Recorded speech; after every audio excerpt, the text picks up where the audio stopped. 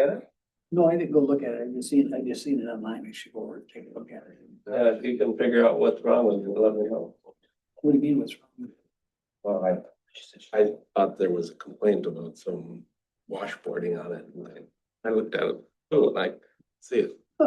Let's take a look at it. Yeah, I think it looks pretty good. Because I think Durst has been doing a pretty decent job and stuff. And the restoration is, well, it's in work in progress. I don't want to be too judgmental. Yeah, let it go at that. You have to look at this for a reason. Well, no, the pavement, I think, looks pretty good, And and, patches look good, See, and Kane is still upstairs. I don't, at this point, So where's the complaint come from on washboarding? I don't know. I don't know if it's an illusion or Hmm. if there was something on the roller that just Yeah. makes it look uneven, you know? It could have been how It's been okay. the roller was coated. Yeah, That cast then? Had a rough day at Sometimes when they ED go- yesterday.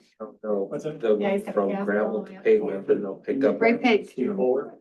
Right. Is it by request? The ortho surgeon was like, Takes a "You while sure to you get want off the before I give you meds?" It's And like he's- 6 weeks, right? He don't care. He likes That's it, cool. whatever. I probably would show But we- use pink Even too, packers. but It's like bright, Had a right? report of that. It's so not we just kinda like took a little pink. a look. it's like pink. It's like Really see bright it. pink. Yeah, Yeah, but no, it's like all the way up to his Against it. armpit. Oh, That's all. how do you break it? 6 weeks. 3 weeks, and then they're gonna do another X-ray, and then if it's not placed, they'll do surgery. They had to pop two in. Yeah, The kids? Is that one of the kids? Right, what I happened? kid. What happened? He was on the new trail and went right off the edge and broke both. No more paving trails. Yeah. That's your fault. You couldn't do that.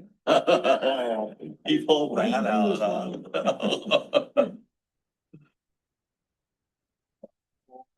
Okay, let's go ahead and start. Yeah, really. Use your own risks. If you told Keith, you better put a PSA out there. they were doing shouldering today. Okay.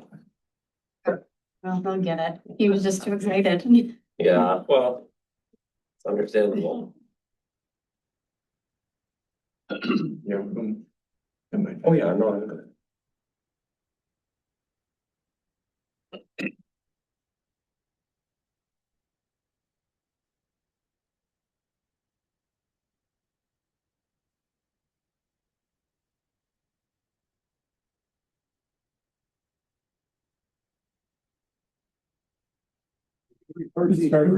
Oh, it had started, I believe.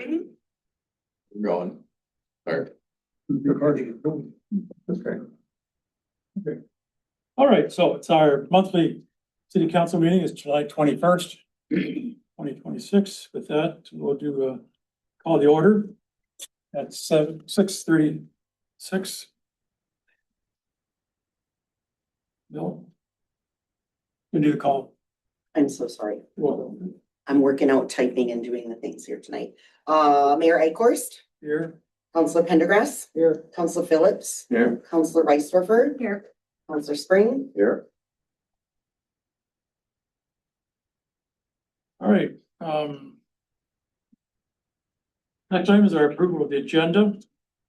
And I would like to, we have our Mike and Morgan from our Flaherty Hood. And I'd like to move a couple things up to the front ahead of administration. The first item is move under Roman numeral number 8, unfinished business regarding Mary Nash property. After the sheriff's report and before administration, first item, Sort of put Mary Nash ahead of administration. before administration, yes. Second item is the approval number 6, number VI 6, under department and committee, the motion regarding the ER consideration of potential appeal of unemployment benefits, which is back in ERC Employee Relations Committee. There's one item under that. I'm going to bring that forward, and that will be directly after the discussion about Mary Nash We're gonna make that. and before administration. And the third item is move the, the third item is a introduction with a couple of potential signing operators. And this is in regards to Roman numerals under Public Works. Let's see, where's it?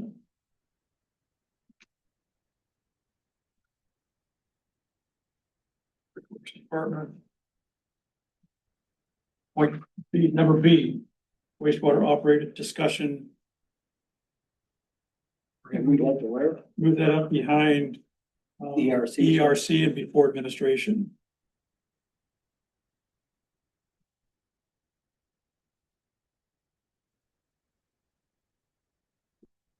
And I think that's.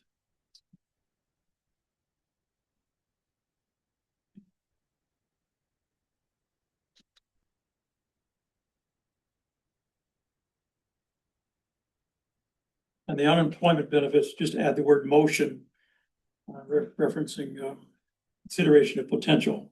And the agenda didn't have motion. That's under the ERC one. Yes, under ERC. Okay. That's a vote to deny or approve. Okay. That's what I have. Anything else? Seeing none, all those in favor of the agenda as amended, those 3 points, signify by saying aye. Okay. Okay, just documentation. I made the motion. Do we have a second? I'll second it. Paul, thank you. All right. Next item is public forum.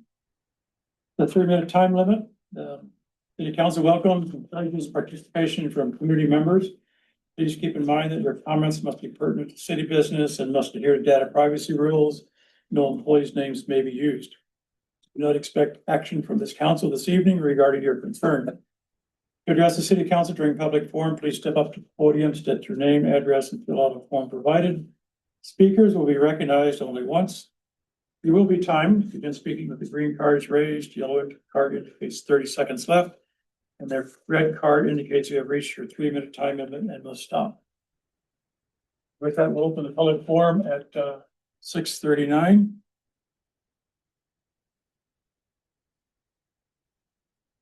Those would like to speak, go ahead. Stephen Norland, 845 Bruce Street Northwest, Orinoco, Minnesota, 55960. On December 17th of 2025, I, in writing, requested to have the easement agreement, the blanket easement across my properties for the city sewer and water phase 1A project defined as the state statute says that I may do.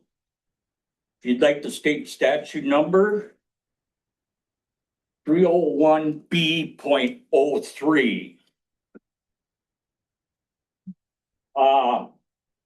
There has been no action taken yet to have it defined. To have it defined, you need the exact location, the width, the legal reference points, and it must only be what is necessary for safe conduct of business. Okay? I am willing to negotiate that agreement, that definition. Okay? You have a member on your staff that has been out to my home and has marked roughly with your little indicator deal where that utility comes in my property. Okay? He mentioned to me that if there was any need to repair that they would come in with a small backhoe since it was not compacted no more. The utility is in, okay? All our request is to have the minimal amount in every directional change. I ask you to please come over to my home and I'll show you exactly what I'm talking about. I'm asking you also, Mr. Springer, Ryland, Jim, Mr. Phillips, Joel, we can all discuss this and we can get this all settled. Okay, you now are going to have 93 more homes, or excuse me, 92 more homes, which will make 173 homes that have these blanket easements. Okay, please inform the public what that agreement actually says and gives the right of the city to do with it from now until eternity. I am willing to negotiate mine. I don't know about others, but it is my place in my heart right now to inform the public of what is going on. Thank you. Second call for public forum. Is there anybody on Zoom that would like to speak?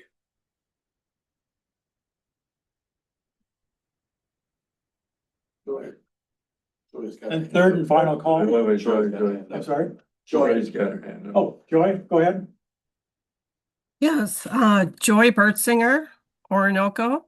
I just wanted to say that I watched with interest the July Planning and Zoning meeting where People's Energy Co-op came in with two representatives and talked about possible affordable housing, both for young families and for seniors.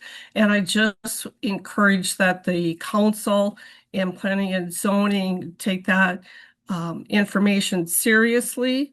And I know there has been some opposition to apartments and lower income housing or affordable housing, but that mostly was when it was placed right next to the $500,000, $600,000, $800,000 homes and multi-acreage. So I'm just asking that council and planning and zoning keep an open opinion for that. So thank you very much for your time. And again, always appreciate all the work planning and zoning and city staff does. Thank you. Good, thank you. Great. Third and final call for public forum. Any hands? Seeing none, we'll close the public forum at 6:44. The first item is for Sheriff County Law Enforcement Report.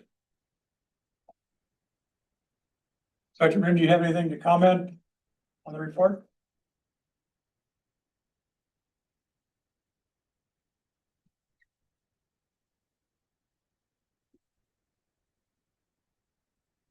How you doing, Sergeant Rim, Homestead County Sheriff's Office? I don't have anything new to pass on. Just kind of the usual calls for service. Nothing out of the ordinary, nothing that's string of anything. So do you guys have any concerns, questions, comments from the cities? I had one comment on it for traffic stops. You've had 19 traffic stops that there are. Yep. Okay, I think that's great for you to turn around and to watch that of what's going on. Is it any place in particular in the city that that's happening, or is it all over the city? No, it's usually on the higher volume roads, you know, Minnesota Avenue, Lake Shady, residential streets. It's gonna be difficult unless it's like a stop sign violation or something like that, but people don't typically speed over the posted speed limit in residential areas. Even though it might look like people are speeding, they're most likely not speeding faster than the posted speed limit. Even though the change in speed limit has taken effect now, everybody's pretty much conformed with all that. We haven't seen any issues with, you know, speeding over the new posted speed limits or anything like that. But yeah, most of the traffic stops within the city come on Minnesota Avenue, because named thoroughfare to the city, and then also Lake Shady. Okay, very good.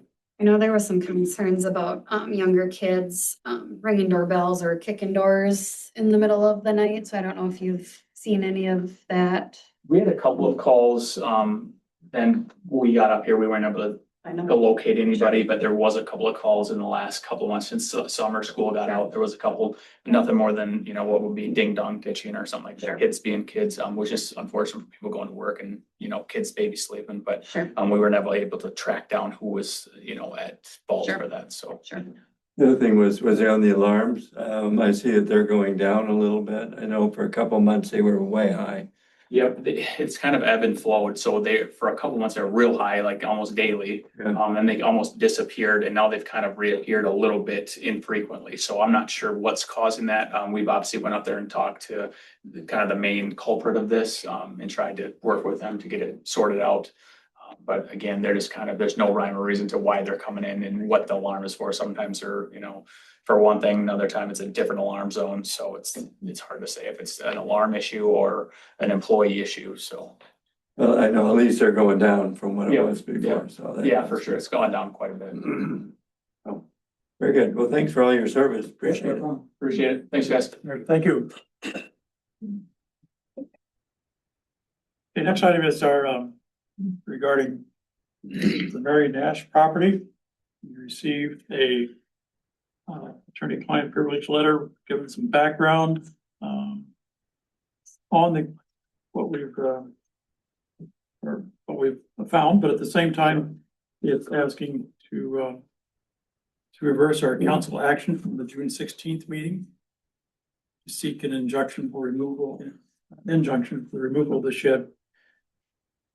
So, with that, I make a motion that we reverse the council action on the June 16th meeting to seek an injunction for the removal of the shed on the parcel ending in 2852. Second that. Okay. Any discussion or comments regarding that? Yeah, I'll make a couple of comments on that one. You know, gosh, we've been fighting over this for 4 years. At least two. Okay, The shed is at least two. yeah, but I mean, just on the whole issue that was up there, everything was going on. What I find it to be interesting is that through all this time that we've been working with that, nobody had ever come up with two different parcels. Nobody. Yeah. You're right. Nobody else. You know, and I, how can we have missed that? I guess is the question that had this whole thing going on. And, you know, after reviewing it and looking at it, especially going back to what was it, 96, 94? Okay. I mean, and especially for us looking back as a city to 2004 to find stuff that there is. But I mean, it's, how could we have missed that? We were, all of us could raise our hands up because we all. Yeah.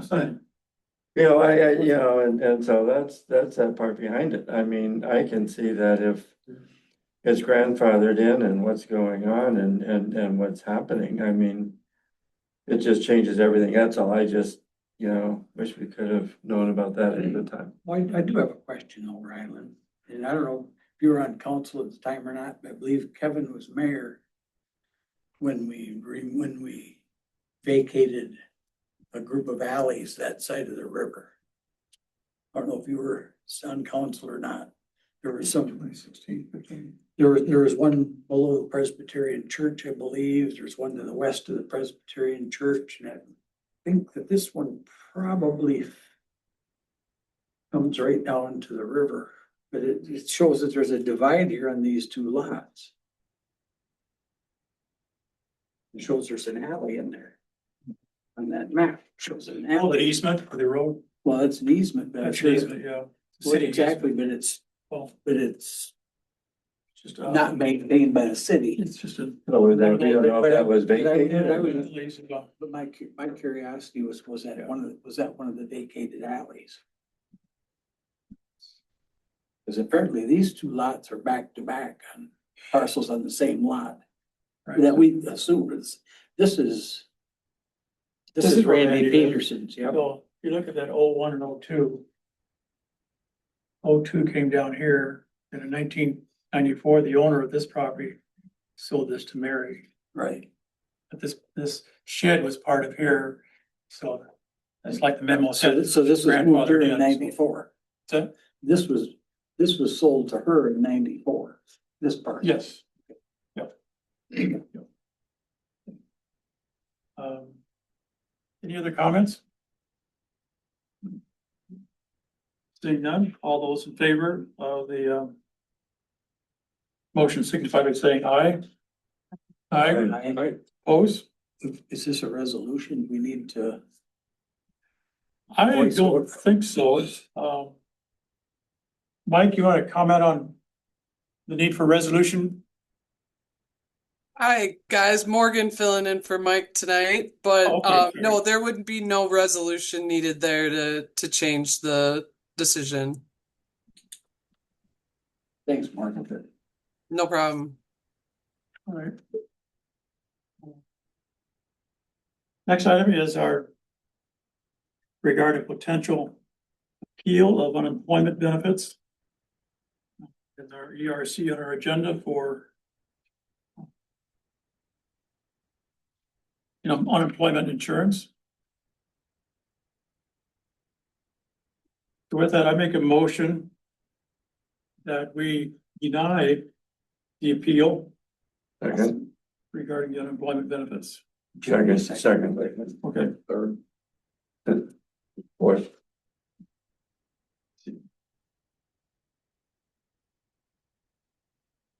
any other comments or any comments, I should say? Seeing none, all those in favor of the denial, signify by saying aye. Aye. Oppose? It's approved. Next item is a presentation with a couple of, hey, would you want to introduce the gentleman? Good evening, council. As you know, we've been looking at potential new wastewater operators for our wastewater facility. Over 3 years ago, I met Justin Lenhart and Rick Whitney. We've been in conversation ever since. That relationship has grown and developed into something special, and they're here tonight to tell you what they can do for the city, what they can offer us. And I do have a memo in the packet. Please don't get hung up on my memo. That memo was more of a placeholder. I'm gonna let Justin and Rick speak to what they can offer the city. Ask them questions, and feel free to, Justin, Rick, come on up, guys. Take it away. Good evening. Hi. I'm Dustin Lenhart. I operate Lenhart Environmental Services.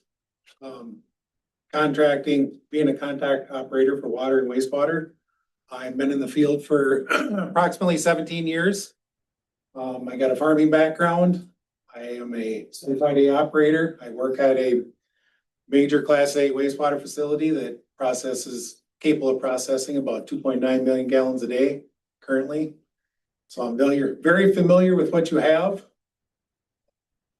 I guess that's kind of what I got in a quick little nutshell. Let Rick introduce himself.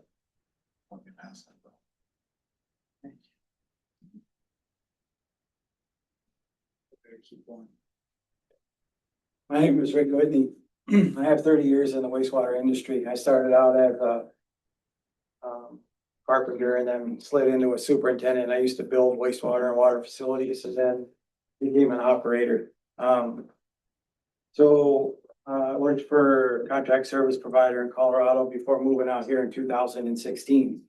In 2016, I moved out and was employed by a contract service provider, People Service. So I was a lead operator for Fountain, Wyckoff, Spring Valley, Lewiston, Ironwood Springs, Upper Iowa Beef, and so probably about 11 contracts total. what I found was, I wasn't happy as putting in too many hours, not giving the customer the kind of service and attention that those contracts needed. Maintenance wasn't getting done thoroughly, and time wasn't well spent exercising valves and taking care of other things.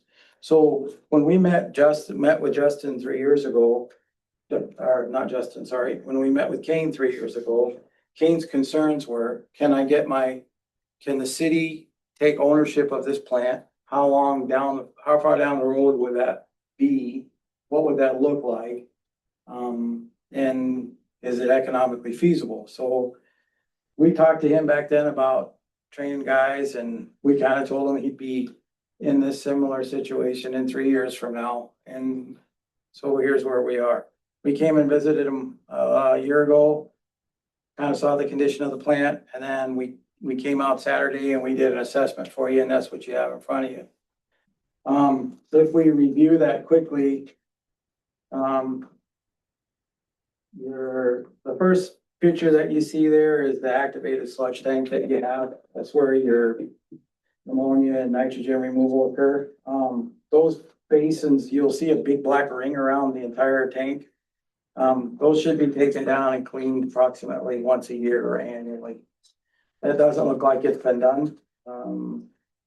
Also, there are some diffuser heads in there. You can tell by the pattern when you see the rough bubbling. You have some diffuser heads that would need to be replaced while that was taken down and cleaned. The next pictures are of the tanks that are not currently being used, and they're full of either duckweed or algae. That should be probably get cleaned up. That's making it into your process tanks. You can see the chunks of green foliage stuff in the process tanks. The next page you'll see is a splitter box. So what you're looking at is moldy sludge sitting in a tank right there. That should be a liquid, not a hard surface. Yep. So what happens when you have that in a tank, you're not getting and you're gonna get a little grossed out. The bugs and food traveling through your plant the way that effectively like they're supposed to be. They're gonna get hung up in that sludge. So it's gonna interfere with your biological activity in your tank, the nitrogen and nutrient removal, and it's gonna cause a septic condition. So those should be cleaned regularly, and then you shouldn't see that dried, hard, moldy sludge in there.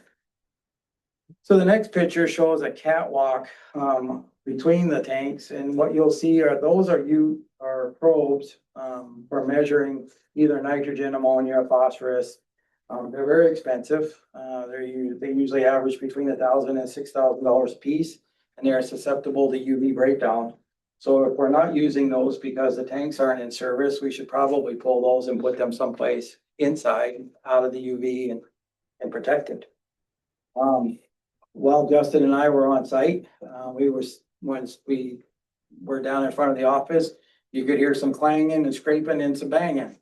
Well, it turns out you got an exhaust fan on your headworks building that needs some attention probably pretty fast.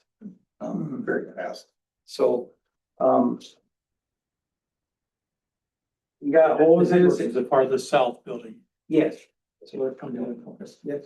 And one thing I'd like to add to these probes that were sitting out, they were in the same spot 3 years ago when we were there. Yeah, they haven't moved. They haven't moved.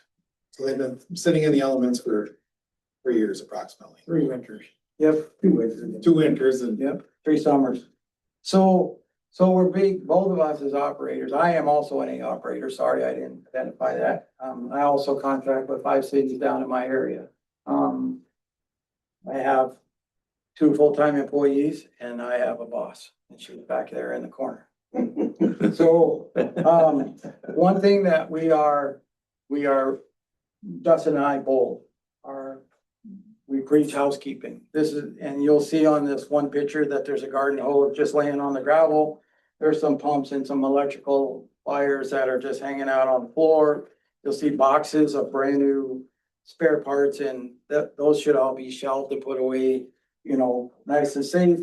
Underneath that, you'll see a bunch of soaker holes strewn along your headworks building. So, I mean, it's messy. It doesn't look right. People can trip over hoses, especially if it's dark. The next picture is 2 areas in your chemical feed pumps that have been allowed to leak and create a mess. And you can see it's kind of crystallized on your pumps. you guys have a beautiful plan. I mean, your engineering is phenomenal. Justin and I would kill that, to operate a plan of that, or have had the opportunity or the ability as young operators to take that plan on as an operator. It's a rocket ship. And that thing should be treated in the manner that it costs the city as an asset. It should be clean, it should be tidy, it should be kept up. When I was young, we used to do, tours from the high school to try to interest young high school kids to get into this field. Do you want them to come through and see this plant, or would you want them to come through and see a nice clean plant, right? So, And one thing I'd like to add to that is, when we visited a year ago, these were leaking then. yeah, The problem hasn't gotten any better. it hasn't been corrected. And another thing I'd like to elaborate on the cleanliness, since we visited the time before, I noticed that I mentioned something to Kane. It is considerably cleaner than it once was. Considerably, and that's due to your public works staff. Yeah. The spring then? Well, it was Brendan, probably about a year and a half ago, when we visited your tertiary filter room, there was stuff laying everywhere. And we pointed it out to Kane when we did that tour. And Kane had his public works department, not the contractor, go in there, organize, clean, and assemble everything on a nice shelving. So it looks remarkably different than it did the last time that was done. So we have, in the next picture, you'll see some pipes coming through the wall there. There are a lot of areas where link seal is allowing moisture through, or it's coming through between the floor and the wall. Those should have been, as your contract service provider, that should have been addressed as a warranty issue or warranty item and taken care of. And I don't know if it's still under warranty or that's feasible, or it should still be taken care of and rectified. Otherwise, you end up with the staining on the walls and the liquid on the floor, right? And then in the next picture, you can see in the corner that the waterproofing material is peeling away from the concrete wall and you're getting moisture leaking in from the bottom. So next picture, there's a Cooper construction sealant or something that's been there probably since the plant was turned over. And then the bottom picture, you can see there's a piece of conduit there that's got a wire fed through it. And it's just free floating in that tank. It's supposed to be strapped to the support right next to it. Ice damage from moving it up and down. I don't know what that wire goes to, but I'll bet it's expensive. And I'll bet the wire is expensive. So you got, the next page, you see two different pumps. I know they look like the same one, but they're both different. On the bottom of the base of the electric motor, you'll see those are slides. And there's an all thread adjustment rod there. You can see that they're all rusted. So anyone that's ever turned a wrench to adjust a pump, Adjusted them. Right. So those should be kept clean and maybe oiled or greased a little bit so they don't rust, so that you can make that adjustment. Otherwise they seize up. And when you need it most, you're not gonna be able to make that adjustment. So overall, we found poor housekeeping on the part of the operators currently contracted. We did find that, we touched on this already, that Kane and his public work department had been in and had organized the tertiary treatment building and other areas. And while it looked awesome, this would typically fall on the shoulders of the operator or the contract service provider. And in short, the facility could be cleaned up and some improvements could be made to your process. So now let's talk about experience. So the city of Fountain, when I took it over, was a nitrogen removal plant. You have about 5 of them in the state of Minnesota. One's in Wyckoff, one's in Fountain, one's in Caledonia, one is here, and there's one out west. Nitrogen removal isn't rocket science. If it was, I'd be screwed. But it does require attention and care. And it requires something more than just a mechanical plant operation where you're just relying on settling and pass through. So in order to get good nitrogen removal, you need to understand the biologics and the biology a little bit. You'll get 1,000 different reasons why that system can't work. And you'll get it from the guy that you got right now. And the reason why I know that is because when I walked into the city of Fountain, In 2016, that plant had been out of compliance for a period of 10 years. I begged them for 30 days, just give me 30 days to let me prove to you that I can get it into compliance. They were involved in a stipulation agreement with the MPCA, which is where your city is headed because you're in non-compliance right now in the wintertime. You're not making your limits. Within 30 days, I was able to get that plant in compliance, but they gave me another 6 months. We kept it in compliance. They gave them a new permit a year later. They had a setback. They brought in another contract service provider. They didn't take care of the plant like they should have. They went back into violation. I've since then pulled them back out. We care about what we do. We take ownership for what we do.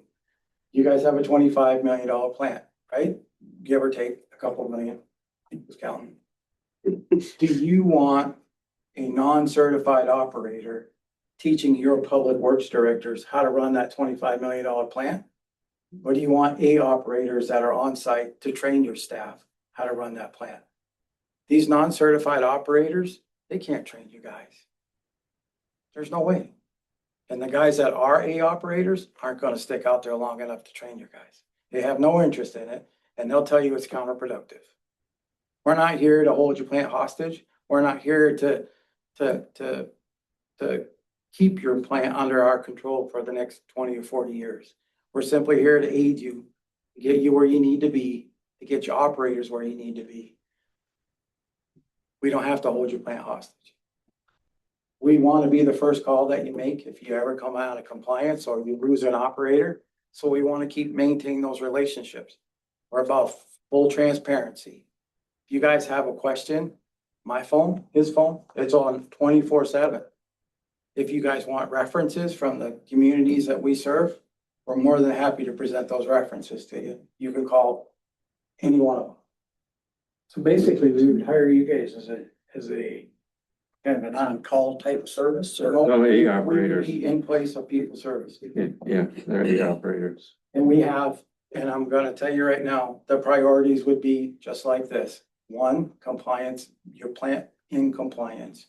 2, your plant back in a good solid maintenance program and clean and kept up. 3, the training of your staff. That's it. How long do you think it would take for you to get that cleaned up and move ahead? The cleaning up part's not too bad.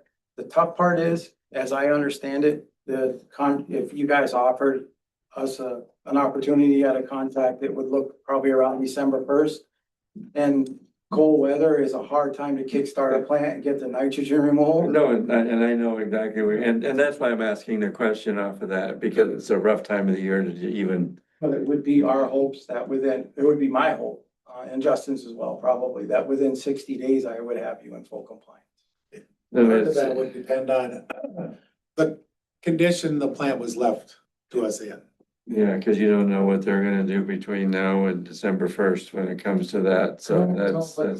The good part of that is that you guys, Kane does have staff out there regularly, even if they're not allowed to participate or be trained, they're at least out there to keep an eye on things, so that is a huge plus that you guys do. Could you guys sneak in between then too, just to kind of keep an eye on things? Yes.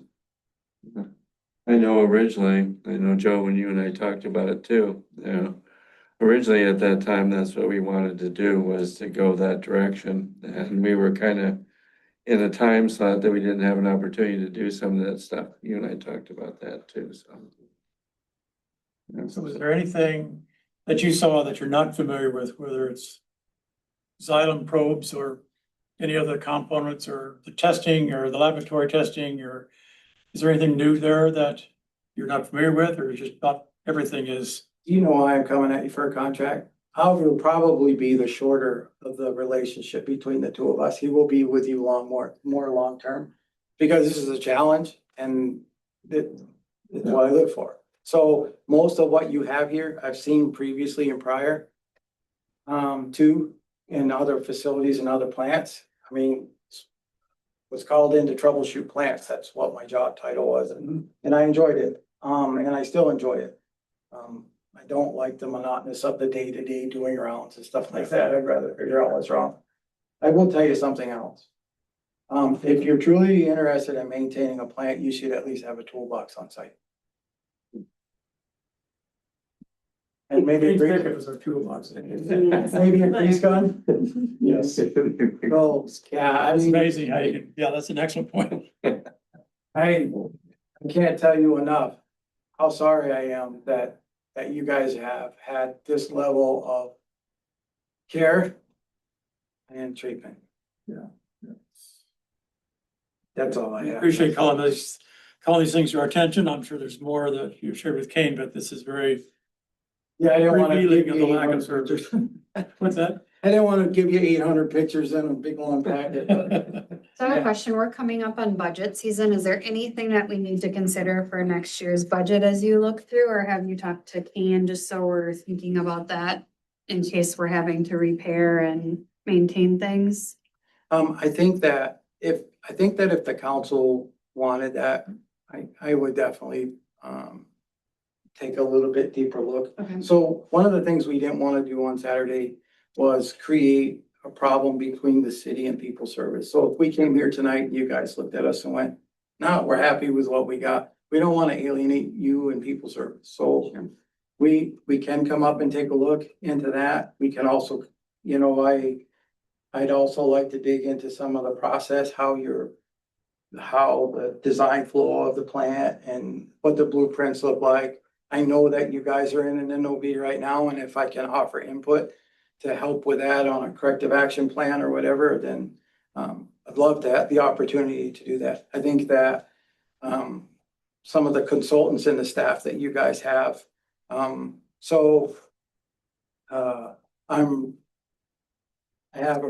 I'd like to think, and Joe might tell you differently, but I would like to think that I have a really good relationship with Stantec.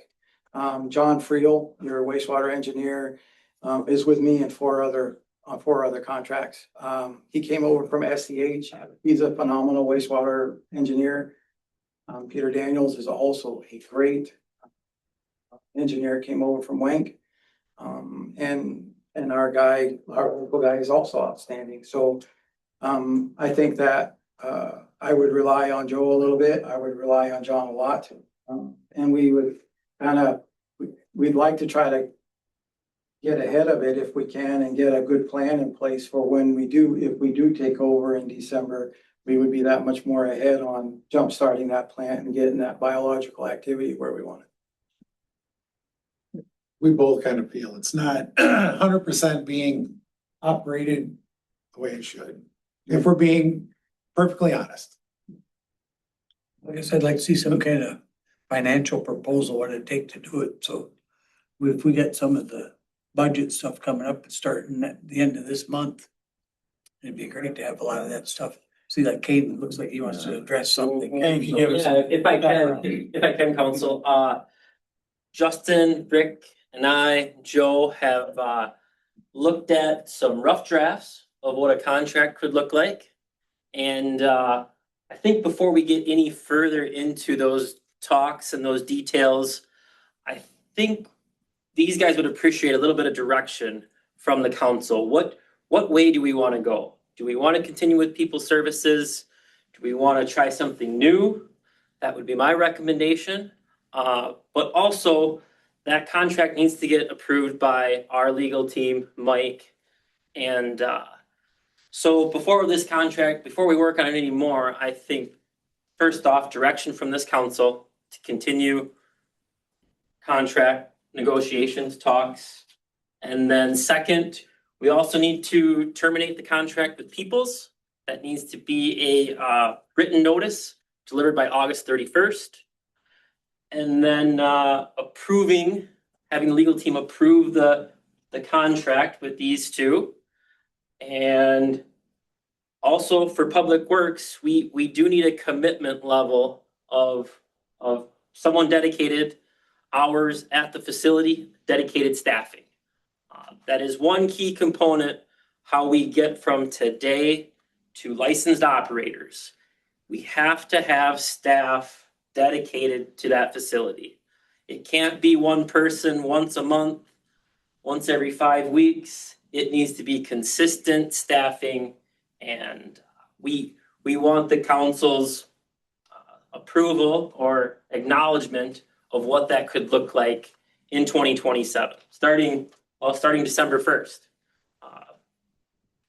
So that you know as well, if you want, like you guys want ownership and rightfully so.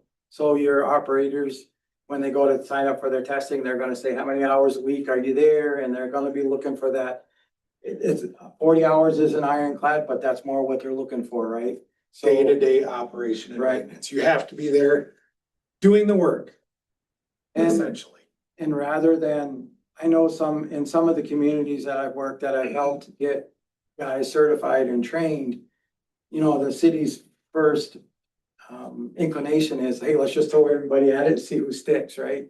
I would try to pick the best candidate, let us work with him and get him, see if he's gonna be comfortable with it. Some people get in the plants and they don't mind working in a plant. Some people get in a plant and they go, this, you know, it's really not for me. I don't mind doing the paper rounds, but I don't wanna be the day-to-day wastewater operator.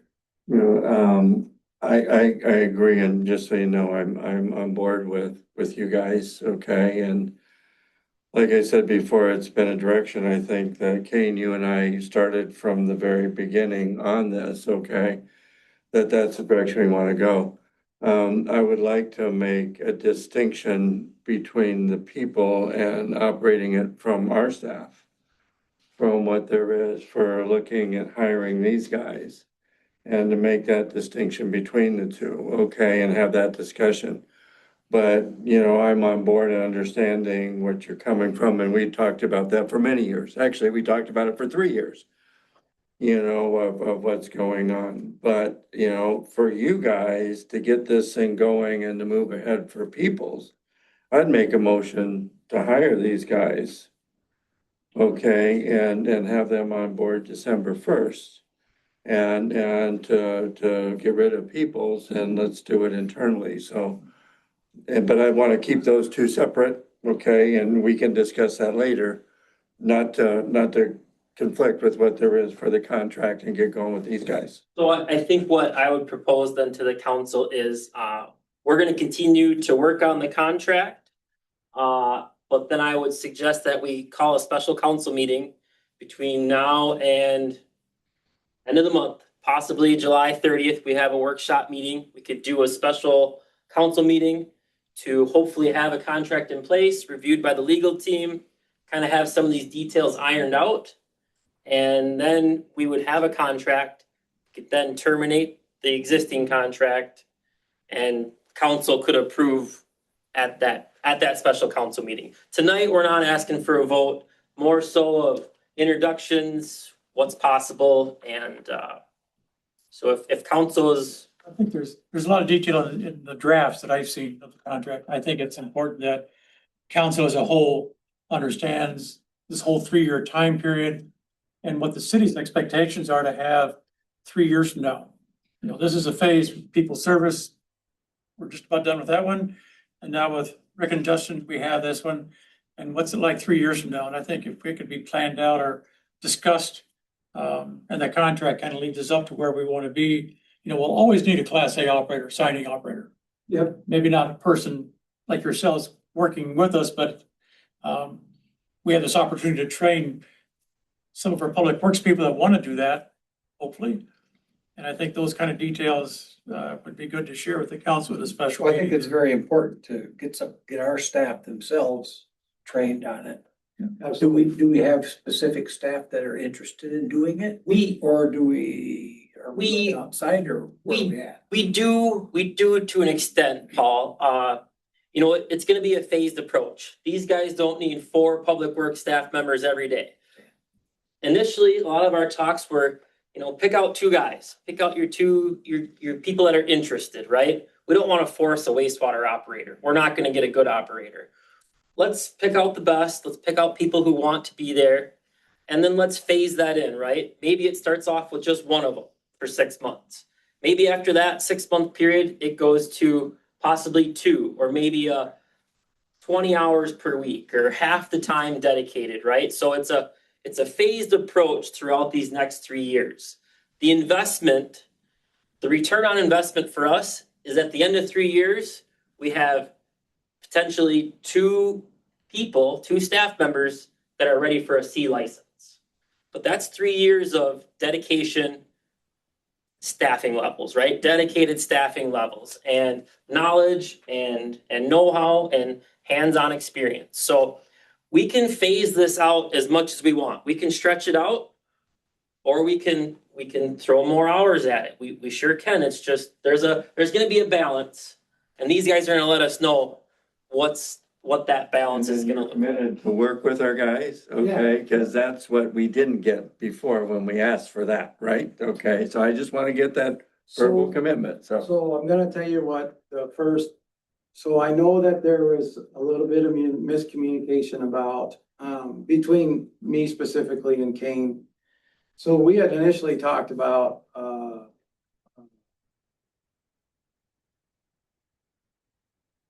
You're good, you're good. a sliding scale contract, right? Initially, when we approached, well, when we were talking to Kane, we were like, look, this is gonna be a 7 to 10 year journey if you wanna get to an 8 operator, right? That's literally what it takes for time and rank, right? So initially, when we talked to Kane, what we said was, okay, Kane, when you get a C trained operator, or 3 years, or you get it, say, minimum's gonna be probably 3 years before you see any sort of an adjustment, minus if we can train some of your staff and to come in on the weekends and just do basic paper rounds where they're writing down some numbers, taking a look at the plant and going, okay, nothing's black, nothing smells funky, we're good to go. And then we would still remain available for emergency calls to respond to emergencies. You're not gonna get into another situation where there's an emergency and nobody responds. Kane's had that happen before in the past, that will not happen again. So if we get there's a slight reduction per month for having a guy that comes in and maybe spends 30 minutes, an hour on Saturday and Sunday to do rounds through the plant and a lift station. We normally have the guy checking the wells anyway, right? We do, Jim, and we've talked about, ERC and I have talked about, the increase in workload that this wastewater treatment facility will bring. So it's in negotiations, it's in talk, and, we're thinking Public Works staff would be ready to take that on around the 6-month mark. We're gonna give these guys an opportunity to get on their feet, let them do what they need to do. But at the 6-month mark, I'm confident that the Public Works staff, the 5 of us on call, can take over that on-call duty. So this is what Rick's talking about, a slight adjustment to the price at that point. After that, no real reductions until we see that Class C operator, and that's around the 3-year mark. Right. And that's provided that individual is involved in day-to-day operations. I know Kane mentioned 20 hours a week. In my opinion, 20 hours a week's not gonna cut it. The other side of that is, for your first 6 months, if you come out to the plant, you'll see me there at a minimum of 6 hours a day. Every day, 5 days a week, Monday through Friday. That's an A operator in your plant at a time when you, Kane, and your public works guys knows I'm going to be there. We're not gonna start playing games about you can't do this and you can't do this. Okay. I'm gonna keep your guys safe. I'm gonna train your guys. They're gonna be hands-on. I'm gonna find out really fast if they can be a wastewater operator or not, or if they just don't have that desire. I'm not gonna be mean. We're gonna be open and honest and transparent like I have been tonight. Your guys are gonna do as much as they're willing to do. Again, we will not put them in. We have experience in troubleshooting and diagnosing stuff. We're not gonna turn you guys loose on that right away, but we do want them to be doing sampling, to learn process control, all and good housekeeping. Testing and Maintenance. Right? yeah. And keeping your stuff running. Yeah, no, I look back at it and I look at this profession that you guys are in. Man, it's a niche that somebody grabs a hold of. They've got it for the rest of their career. Yes. That demand is out there. There's just nobody to fill that demand, and that's where I kind of see a lot of that stuff that you train people. It's good. It's a great career. That's all I can say. It's a great career. It might be a shitty job, but it's a great career. So I'll leave you with this. My wife, the boss, worked retail for 40 years. Retail, so, Michael's, Dress Barn, Christopher Banks, House of Fabrics. You're gonna take poop out of one end or the other of that customer. I'd rather it was the back end, to be honest with you. So I Well got put, things- so. No, I just want to have a great working relationship Sure. of what there is and I've been less than happy with what we had to put up with.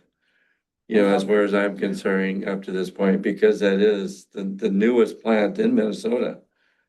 You know, and that to have that and, you know, I'm makes me sad to see some of this stuff that's there personally. She's a rocket ship. Yes. State of the art. That's what it is. It is. I'm sure we'll have more questions once we get the contract in front of us too. Yep. Just We can come back. more details, but just, If you want our input on capital expenditures or. Does that give us enough time? That's not much time to be able to put this together. You know, or do you want to kick it back another week to be Well- realistic before Well, goal punch or? on the 30th, we're gonna discuss, general fund, 100 fund. We could always push back 600 and 602 specific funds. Well, no, I'm just being realistic about that stuff to be able to have the right thing. Yeah. You know, as soon as we get the contract, we're gonna move forward with legal, right? I think that's step one. I don't wanna give you guys a contract and then have Mike tear it apart. So I think our next step is we've seen a second draft, possibly give it to Mike now. And I think Joe's had the opportunity to look at it too, so. Yep. I do have one question for Payne though. Is this gonna I know we're getting into the training staff and stuff, is this gonna require additional staff too? I'm kind of hoping not, Yeah. so. because we were kind of That's where. under the assumption that what we're spending on peoples right now, we could be using to pay people that would actually train our staff. Let's start out like this, okay? Let's start out with, let's have Kane maybe send us a guy or two over. And let's see if you got somebody in-house that this will work on, right? And that will take to this. And if that doesn't happen, maybe in 6 months or whatever, we come back and we look at, hey, we don't think we got the right fit for you in-house. Do we need to look at going outside and hiring an additional staff member? Are you okay with that? That would be down the road. Yeah, It would take and months to a year what down I'm the road. looking at too, this is coming up December 1st. Okay, and so in reality, you're a little bit light, okay, during that first few months that are going on, that you can look at the right person Yes. to see how that fit is in there without putting anybody in jeopardy that there is, or the city in jeopardy. Yeah, I think December and January offer opportunity for those staff members to work closely with these two and figure out if they got what it takes. Yeah. And like Rick said, he's gonna find out, Justin knows too. They know the people that are gonna work and aren't gonna work. And maybe that's a phased approach, Paul. Maybe we have that in-house, maybe we don't. And I think it's a great opportunity for. Oh, I think it's a great opportunity. It is, and I just want the council to realize that if we dedicate, say, one of our current staff members to be out there, say 20, 30, 40 hours a week, we have the potential for falling behind in our current workload. So we've thought about some ways to potentially offset that next year in 2027, possibly another seasonal groundskeeper. That would alleviate some of the parks and the mowing, and maybe free up a guy to help out. That would be another phased approach to this, an option.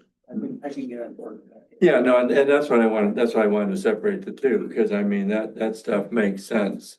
So Yeah. eventually, it would be nice someday, right, to have our own staff have like a lead person there, right? Eventually, a go-to guy for the city. We still have these guys, but then eventually maybe harness a backup operator. Someone who can do the day-to-days still work with these guys, Cover vacation. cover vacations, cover time off. I think the city needs to work into that 2C licenses, right? Now, we don't need 2C licenses, we don't need any licenses, Not as long as you got a bus. not as long as we have them, but that comes at a cost. So eventually we wanna get licenses. Yeah, no, and the key is to have it where we can control it more in the city, okay? And again, you're looking at 6 years down the road to have an A. No matter what. Eight minimum. Okay, so, you know, no matter what, I mean, that's a demand that's gonna be there, you know, for us to be able to be in compliance of what there is, so. Kane, is Yeah. there anything from like a contract with Peoples that we could say that they're not maintaining, that they're letting, like, that we can have a little more clout to push that they would cover some of these things? Like, I don't know what the I don't know. contract signed, but I mean, if they're not maintaining it and that's part of their contract, you would think that there would be some legal ramifications of not maintaining the facility. Some kind of teeth in it. Well, I mean, we got it in the contract, because we put the 3 years in there instead of 5 years, okay, so when we wrote the contract. But if they're not maintaining it, like, can we go back to them and say, now we're gonna need new pumps and we're gonna need, you know, new water coating because it's not been maintained?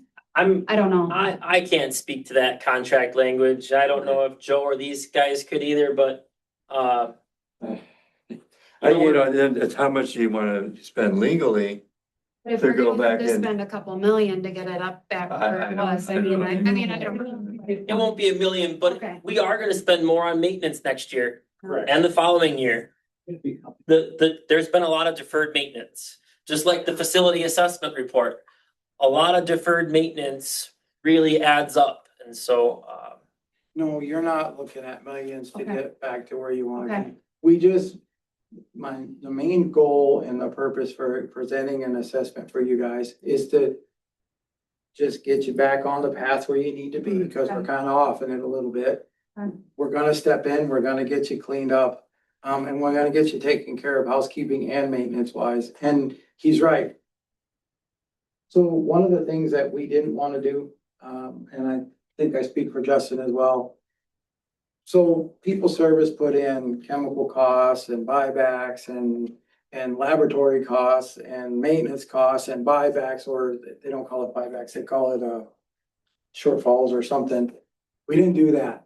What people service does is they get a discount on lab costs, they charge you full price, and they mark it up 30%. We're not, I don't wanna be a banker, I don't wanna charge you guys more money for those services.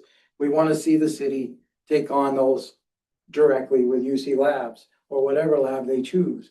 And we wanna see the city be able to negotiate those chemical costs as a city and not be in the middle of that and not, you know, you guys know as well as I do, if you have a middleman in there, you're always paying more. So we would just like to see that go direct to you guys.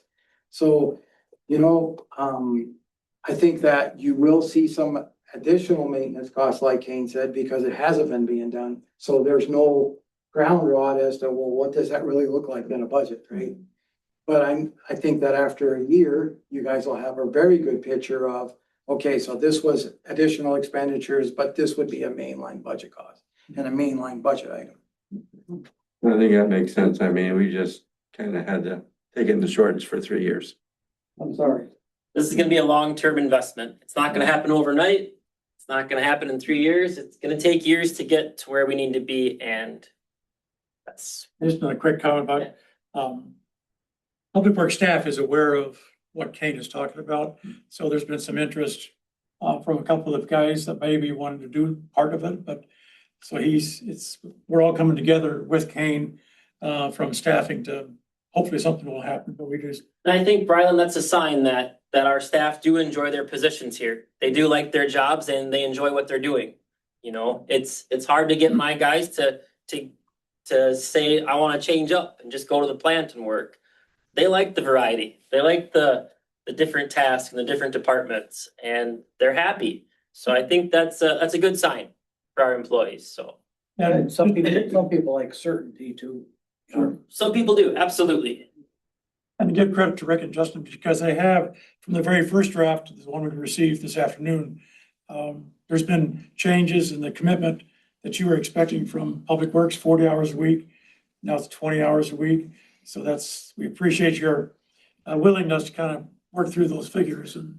There's a lot of details that need to be hammered out. I will say that, and we'll get that contract in front of the council as soon as possible and move towards the new contract. Okay, I just wanna make sure, do you wanna move it around and push it off for another week after that for the budget meeting for that part of it? So I'll just repeat, just for, as an administrative fact, I'm just gonna repeat what Kane said. The timeline and the tight timeline that we have is that our termination letter to Peoples needs to be served to them by the 31st of August. Mhm. So what we're trying to do is line up Okay. that process with And this I'm process. willing to go on it. I was just, asking, making sure that we're not. Yeah, it all kind of Much came in it. together quickly. We are working really hard on the budget. He's got that 600 and 602 dialed in. So we're ready for you. We're ready to present what comes out of that contract, budget wise. We will be ready, but Okay. I just, the asking about the special meeting things, that we do have to consider that because of the timeline. That's fine. Okay. I also don't believe that we actually need to have this contract written before we send them their notice if we have the intent to go with these guys. And that's what, yep, they just want to know the intent. We need to have kind of a semi. So we could Agreement. so we could actually add the discussion of that contract into the August meeting. You know, we can still have the letter ready from Comes together, people. yeah. And knowing with the intent to go with these guys to have things in place that we'll get the contract signed. Give us get a contract ironed out with legal and all of us, right? It could take a month to do that stuff. Take a month. I think we're in agreement on that. August city council meeting, we could have something ready to go, ready for approval. Tuesday of the month, so. So, Kane, so in the past, you've actually presented us with kind of your vision of how you want to see us move forward over the years to achieve this goal. Yes. Is that something that you've shared, and is that something that we can make sure that everybody's on board with? You know, there's Um, slight adjustments to that. absolutely. So in the beginning, I always pictured rotating staff out there, right? Every week, someone rotates. Every 5 weeks, someone's a new person, right? Every week. And come to find out, that's not the best way. We want consistency. We want that person there day in, day out. There's a lot that they need to learn. It's a learning curve, a sharp learning curve. And if someone's only there once a month or 40 hours a month, Sure. it just ain't gonna happen. So. No, what I'm getting at is that have you guys gone over that vision and kind of made those changes? And so both parties' expectations are on board with each other. Correct, and we're working through some of those finer details. We have been, that's evolving every day, I feel like, so. Well, we've presented Kane with a lot of different scenarios, or he's asked a lot of different scenarios is more like it. They're getting sick of me. It comes down to the city's gotta figure out exactly what your goal is, so we know how to assist you. Yeah, but I think some of that could come from, that we possibly could use Kane to set up some kind of a 3, 5, and 10-year plan of how employees will be utilized in this aspect. So that would be something that we would want your input on before contracts are signed, so we know what year 3 should look like if you guys have the staff that are out there and they stay and they get their hours. I think that's kind of where I'm getting at is So that's a little bit of a moving target, and I'm not trying to be obtuse or anything, but if you get a guy that comes out there and spends his 40 hours, or 30 hours or whatever that looks like, and we're getting him trained up, and so he goes and he takes his D license. He's got to have a year in to take his D. And then after his D license, it's another 2 years to take his C.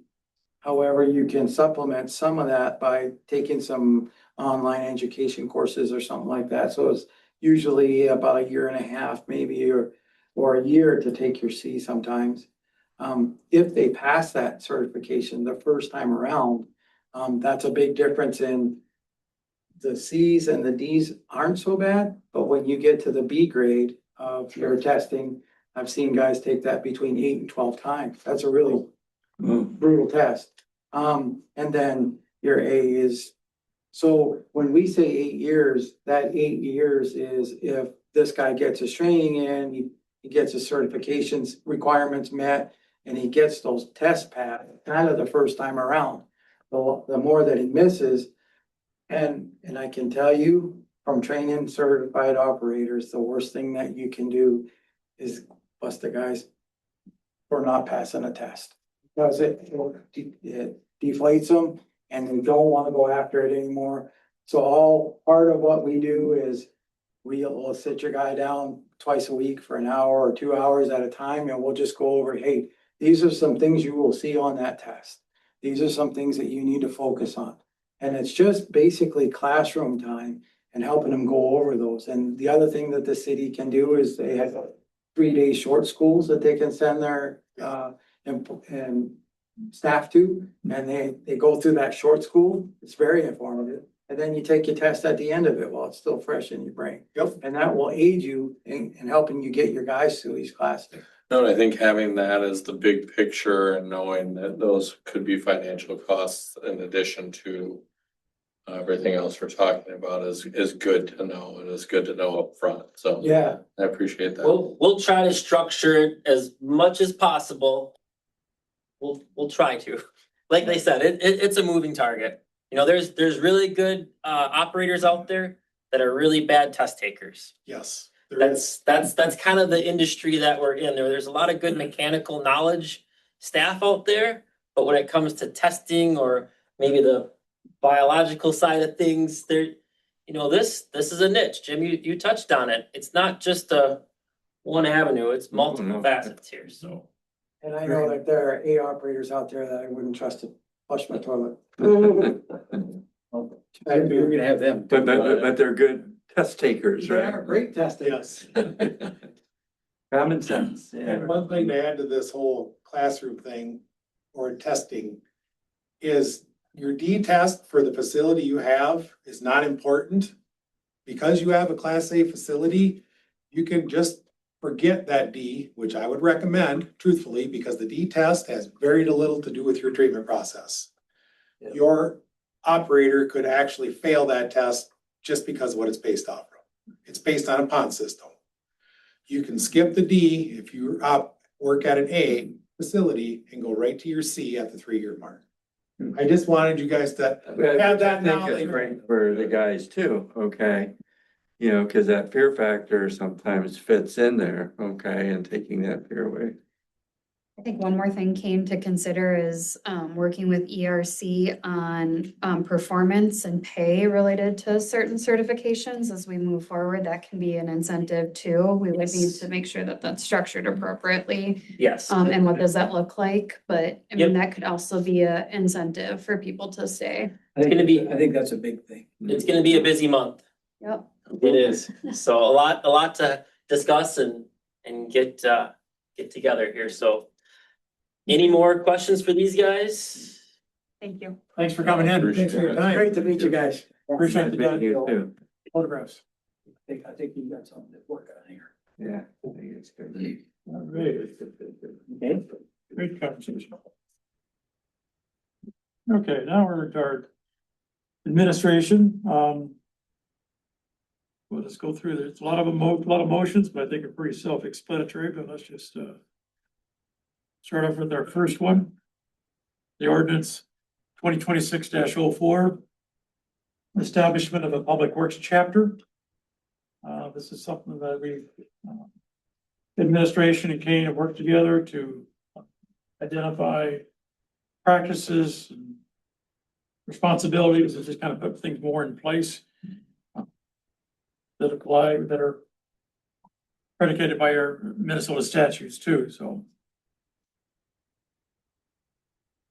So with that, I make a motion, we approve ordinance 2026-04. I'll second that.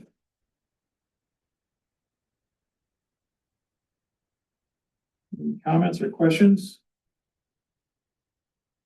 Seeing none, we'll do a voice vote. Yeah. Mayor Ikorst, Aye. Counselor Pendergrass, Right. Counselor Phillips, Aye. Counselor Reisdorfer, Right. Counselor Spring. Aye. In establishing that, that's something we gotta write bylaws and stuff for.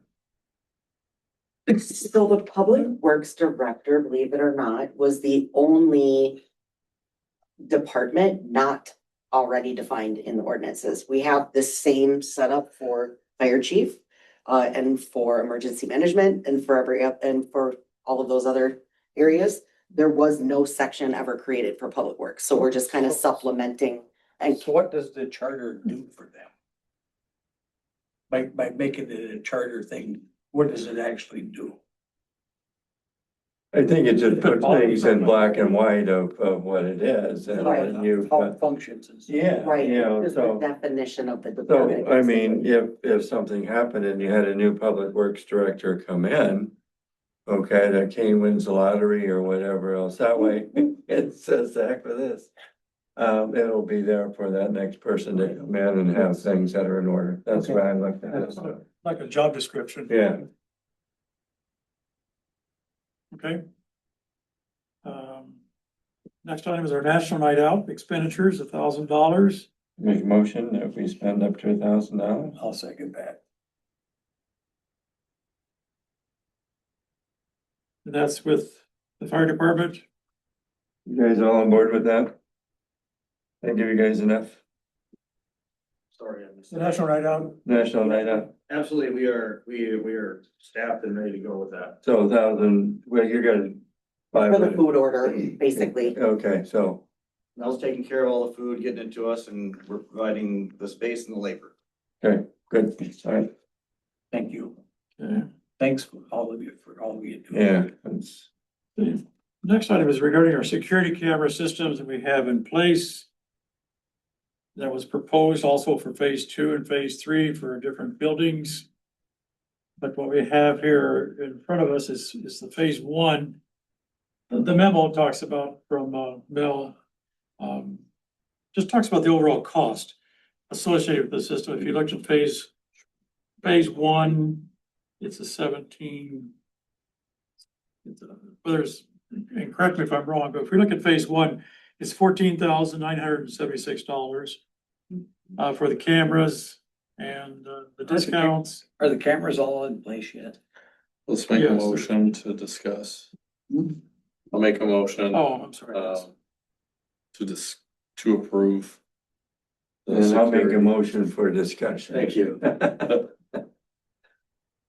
So you made it, who seconded it? I made it. I second it just to get us going, so we're on the Thank way you. back, but that's. okay. So we have the cameras, we have one camera outside the office, one out on the corner outside, and one on the east side. And we have one over on the fire hall.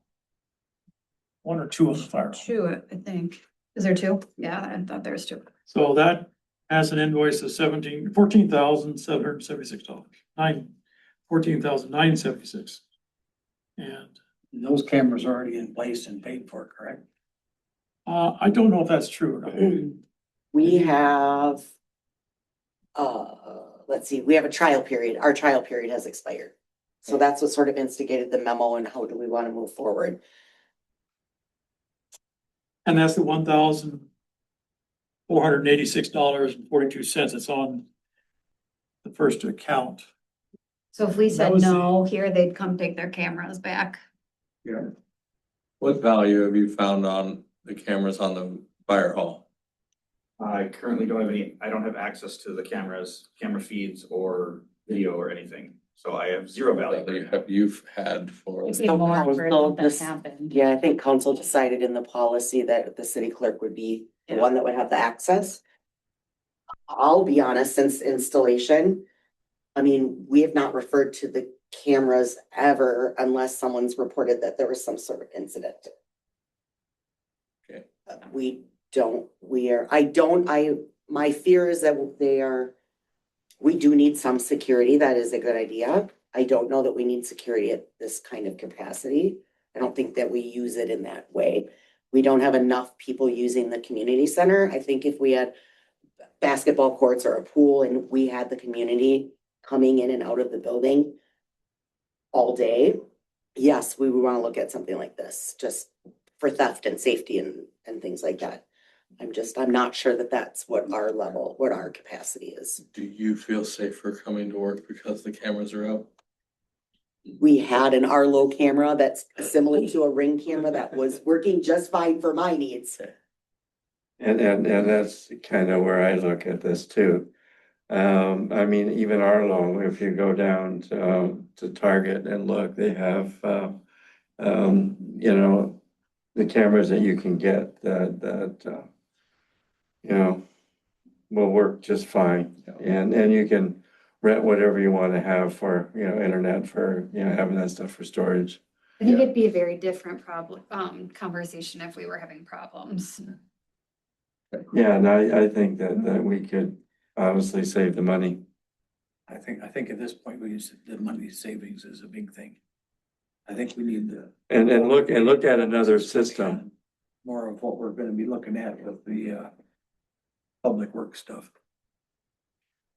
So the options we have in front of us is to remove the equipment that's been put in place and pay the bill for $1,486.42. Or keep what we have installed, pay the $14,000, and that's a 1-year renewal, this 1-year renewal, if that's what we want to keep. But comments being made don't really support spending that kind of money. No, so I'll make an amendment to my motion that we, We haven't made, we just had a quick discussion. Okay. What's the contract, value of the contract? Well, total, by the time you get done with it. Well, the invoice is in your packet. I understand that, but for public knowledge, it's. Well, it's just for next year was a 14, but then it goes up from that point depending upon what you want to put into it. You know, so it kept going up and up and up. I think when we were done with it, it was something like what, $60,000? Yeah. Yeah. I We mean, did everything, phase 2 and phase 3. That was 67,000. I mean, it's, We don't need to be spending, I don't think we need to be spending that kind of money on that at the moment. yeah, 66,485 cents, yeah. So I think we can do a whole lot with an Arlo. But I think that we should look at something like hooking the Arlo back up again. Just to have something that's on there, okay? The other ones that are remote, just the Arlos, they are solar powered, okay, of what there is, and they were like $200 a piece. I mean, you can, Stick to the motion here so we Okay. can decide what we want to do. so I make a motion that we send it back. The motion's already there, so. We We have a motion in We vote it place. down, right? so I'll make a amendment to my motion. Thank you. That we pay for the trial period and send the equipment back to Second. end the contract. A second, I take your amendment to the motion. And I think I would just, part of that amendment to do that, we just need a confirmation of that. Going back to the gentleman, Alex or whoever that put it together, so just to confirm that's what the council's direction and what's the actual cost. Yep. I can provide that. Okay. All right, any other comments? I think it's a good idea. There's other substitutes that we can get for our needs. For that kind of money, yes. All in favor, signify by saying aye. Aye. Aye, opposed? Approved. Next item is, approve the fire relief temporary on-sale liquor license for downtown Oracle Gold Rush. I'll make a motion to approve the temporary liquor license. I'll second that. Any discussion? Seeing none, all those in favor, signify by saying aye. Approved. Next is a gathering permit for Fox and Fern grand opening gathering permit during Gold Rush days. I'll make a motion to approve it. I'll second that one. Any comment or discussion? Seeing none, all those in favor signify by saying aye. Aye. Opposed? It's approved. Next item is approval of updated data policies, practices policy. Make a motion to approve all those. Second that. The only comment I wanted to make on that is you have the administrator in there. I did Okay, take yes, note of that. okay, that was the only thing that I picked out of that one. Was an update to our prior. Okay. And I will make sure to go back and do that. What do you change the language to from administrator? Well, you could have administration or. Or something like city administrator and or someone appointed by council. Designee Or is designee, usually what yep. we say. Yeah, that'll work. So I just saw that, so. All in favor, signify by saying aye. Aye, opposed, it's approved.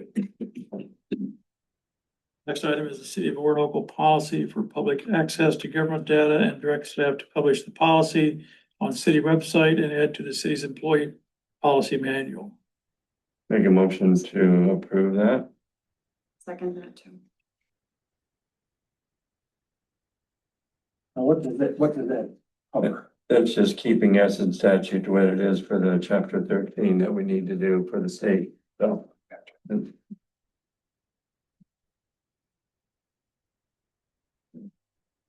All in favor, signify by saying aye. Aye. We're moving ahead. Next item is a motion to approve, City of Orinoco data subjects rights policy in accordance with the Minnesota Government Data Practices Act and direct staff to post the policy on the city's website and maintain it in its city policy manual. We just made the motion and approved that one, I think, didn't we? There's the It's read. the subject, right? Oh, Policy. okay. Two parts. Sorry. I'll second that, Jim. Any comments? Seeing none, all those in favor, signify by saying aye. Aye. Next item is Public Works. So Kane put together a memo of some equipment that he wants to use. Yeah. Used equipment to sell. Yeah, so the first one there, page 56, you guys, that's just kind of a summary of the items. We did list out each one in a separate memo, so, if you'd like, I'll get started with the first one. The, sale of the brush cutter and snow thrower attachments. These two items were for our previous, Toolcat, much smaller machine, lighter duty, smaller wheel path. It really doesn't work well with our skid loader track machine right now. Kind of cumbersome, not really designed that way, just, we're not using them. So Yeah, I think you did a good job on explaining that in an individual. Yeah. And that was pretty I'm straightforward. trying to be efficient with not only space, but equipment and these are two items that I just don't think we're ever gonna use again. So, I'll make a motion to sell the toolcat, brush cutter and the thrower attachments. I'll second that one.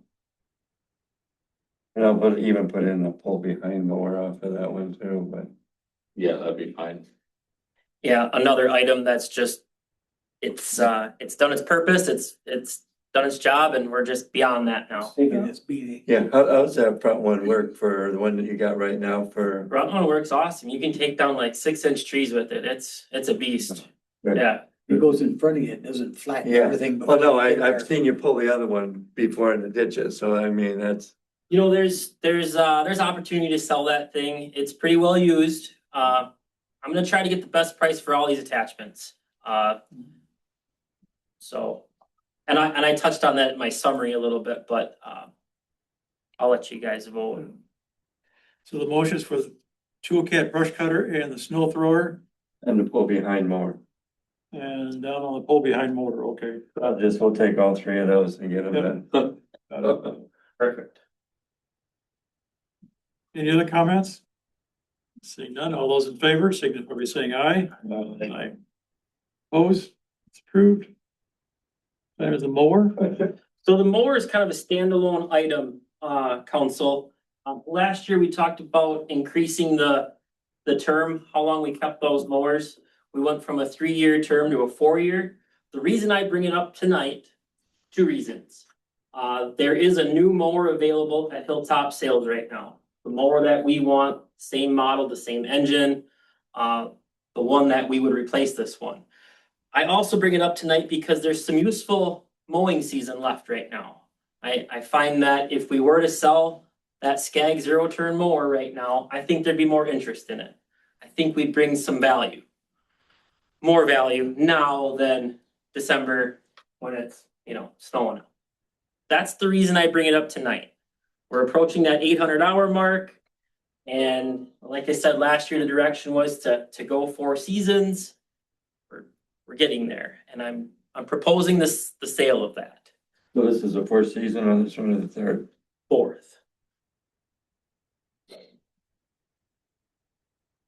What's it cost, just out of curiosity, to replace a motor on one of those? A motor? Yeah. The motor is the best part about the mowers. And the deck. But I mean, that's the thing that would go wrong with it, right? That would, No, the decks would come apart. Drives, spindles, some of the drivetrain components. They're Bushings. bushings, we've replaced a lot of bushings and bearings and they've been good mowers, but they take a beating. They do. And like I said, this is a time where I think we could really get some value, but I want to bring it to your attention. I take it from somebody on the council that has some experience with that, okay? And so I think that might make sense for 4 years to turn around and replace it. So so you're about 6,000 short within your budget for that, understanding that you're gonna sell some of these things. Are you gonna sell the other items before you purchase the 2026 in case you don't get what we're hoping for? What's your plan? My gut feeling right now is I can get 6,000 out of that mower right now. Mhm. Currently, there is 10,000 in change, 10,800 in that fund for mower replacement. So I'm right there. I'm right there for the 6,000 for the old machine, 10,000 in the account, the new machine, 17,000. So What are the other 2 machines at right now? Was this the machine that was at 400 hours last season? So just this season, we've added that many hours? let me tell you what the other ones are at. Sorry. Closer to 5,000. Good call. I mean, we were talking about, had so much discussion on that last year, yeah. The 2024 is at 130. And the 2023 is at 700.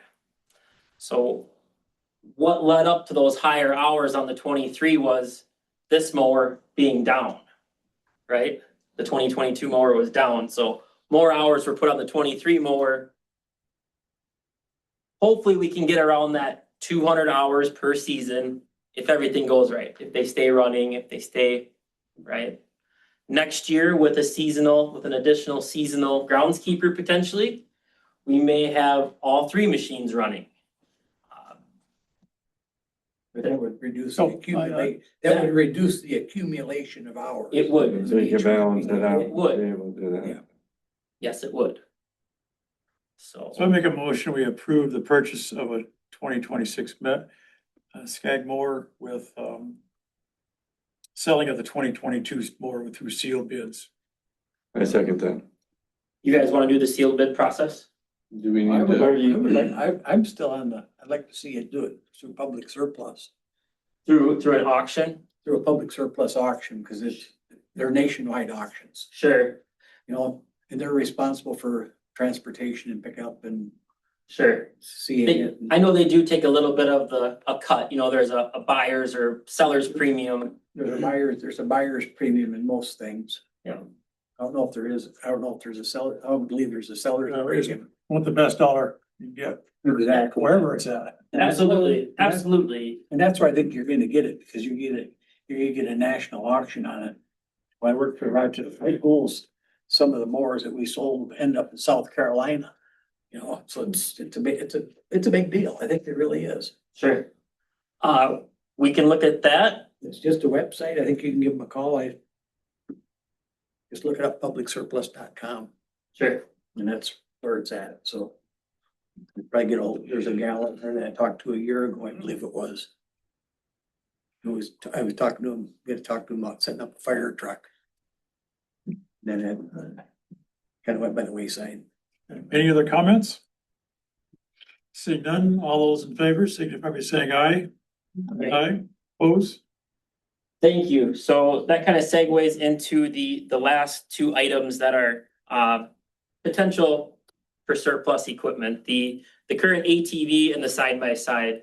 You know, we've got two of them. They're kind of used 50% of the time, and we're trying to maintain two of them. So I think the idea here is if we replaced one of them, I think it would be more utilized and more appropriate for what we're doing. I think the 6x6 is a very good fit for your situation. isn't it? You know, it's not. I make a motion, we approve the sale of the ATV and the side by side. Second for discussion. So, like I said, the side by side is a very useful vehicle. We spread a lot of mulch with it. We can get people into the woods, into trails. It's not as heavy as a pickup. It's not like the skid loader. We could put a plow on it. We could plow trails. We could sand trails. We've got some new trails in Riverwood Hills. It's a very useful piece of equipment, the side by side. I think the staff would greatly appreciate sitting in a cab versus a four-wheeler not in a cab, right? So I think there's some benefits, and I kind of lay out some of those, some of my discussion points. You know, ideally, I'd like to sell these attachments, these surplus attachments, and the pull-behind mower, and the ATV and the side-by-side, and get something that we're gonna use, something that can be used daily, year-round. I think that's the benefit to the Public Works Department, is we've got all these pieces of equipment that don't get used or only partially used. Let's be smarter about what we have, what equipment we have, and so I think a new side-by-side, newer, we could look at a used option. I think if we took the funds from these sales, I think we could purchase one. I personally think when you're looking at used options, you're looking at buying the stuff that you're selling. Cause a lot of people don't sell that stuff when it's Well, yeah, when it's teetering over the edge of not being as Valuable. exactly. Or if it's somebody that isn't using a side by side moving, they would sell it and you don't know what condition that could be in. You know, it could be in good condition, you know? Yeah, I just know like current staff, they're reluctant to jump in it depending on what the task is at hand, right? So like I say, if No, looking at if you're purchasing to look at a used one, that's what I was getting at, you know, just. there is a market for used machines, there is some value there depending on attachments, plows, cabs, heaters, you know, accessories. There's a market for new ones too, right? So it's all kind of what's out there. I'm not gonna tell you tonight that I'm gonna buy a new or a used one. I'm saying a newer, updated side by side is the goal. Would you bring that back? So you're gonna sell it? Absolutely. Okay. and then- Absolutely. My goal would be to come back in August, September, November, say, hey, we found a good deal. They got a sale, whatever the thing, you know, we found a good used one. It's got these attachments. Here's the money we had from our sales. This is the direction I want to go. I think that's gonna be later in this fall before we get to that point. Good, thanks for explaining that. Yeah. Any other comments? Seeing none, all those in favor, signify by saying aye. The motion is to Sell those. sell those two items. Do we want to do the same thing, publicsurplus.com? I think it's smart to do that, yes. So maybe should we do that with the attachments and the pull behind? I don't think it'd be a bad idea. Let's get a quote on a seller's fee. Okay. It's gonna be buyer's fee. It'd be the buyer's, yeah. No seller's fee. Nothing in it on our end. Well, let's look into options. Cause I know there's some local auctions, Graves Auction in Mazeppa, Orinoco Online. I know even like the equipment dealers around here may be interested in those attachments, right? If I can get a good value and not have to maybe go through some of that, I understand. A little flexibility is kind of what I'm asking for, maybe. I think if you can find a better deal and another way to do it, it's not a bad thing to do. Do you guys want me to come back at August with the proposals? Right, if Senko is gonna offer me $5,000 for the snow thrower, you want me to come back at the August meeting? Do you want me to? Dispose of it. I think dispose of it. Take care of it. I have a pretty good knowledge of what things are going for and I would appreciate that. I think you do. I think you just dispose of it and I think it'll work. I would appreciate that. You being an approval, been given approval to do that, so. Well, Thank you. we need to vote on it. I had a question before we got that. Yeah, sorry, I Yes. kinda jumped in there. That's okay. I did too. Okay. Make a motion to approve selling the other two items? I think the motion was made. Sorry. Yeah, we have a motion. All those in favor, signify by saying aye. Thanks, Council. Yeah, you're welcome. Thank you. The fire department, I think, is next. On the fire department, as before we go through everything that's on it, and I'll let Johan come up and talk about some of the stuff. I did go to the burn that there was on Sunday. That was unbelievable.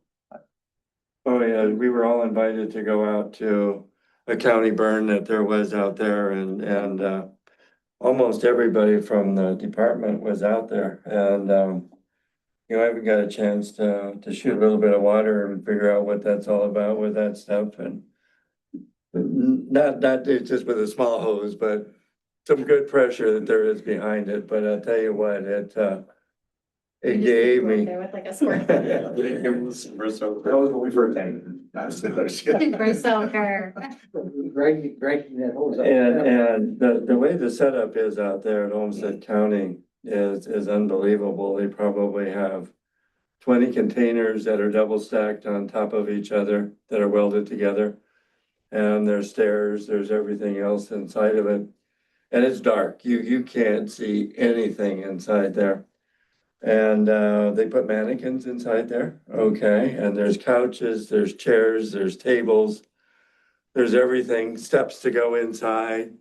But they set a fire in there. They put bales of straw in there and set them on fire and fill it full of smoke. And make those guys go in and find them. They don't know if there's a mannequin or not. You know, but they have to go through and try to find it. It was unbelievable.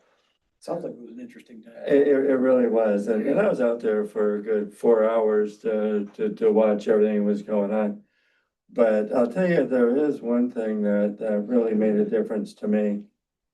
And after they're in breathing and doing that stuff for 20 minutes, they're out and they have to go to a rehab tent that there is.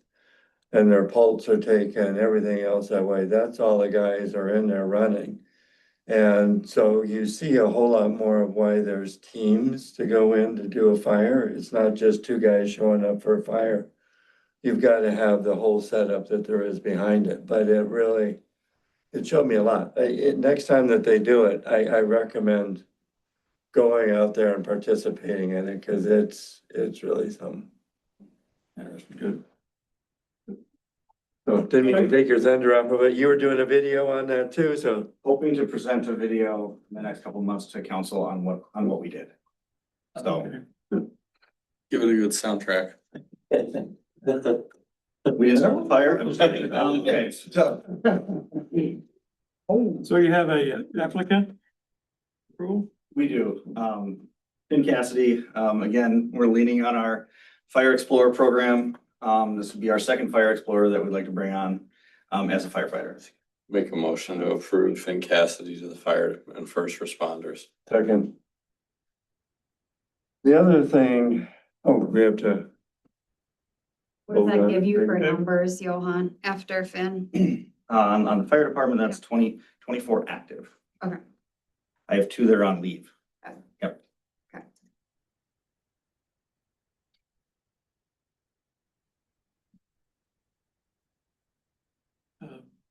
A motion in a second. We have yeah.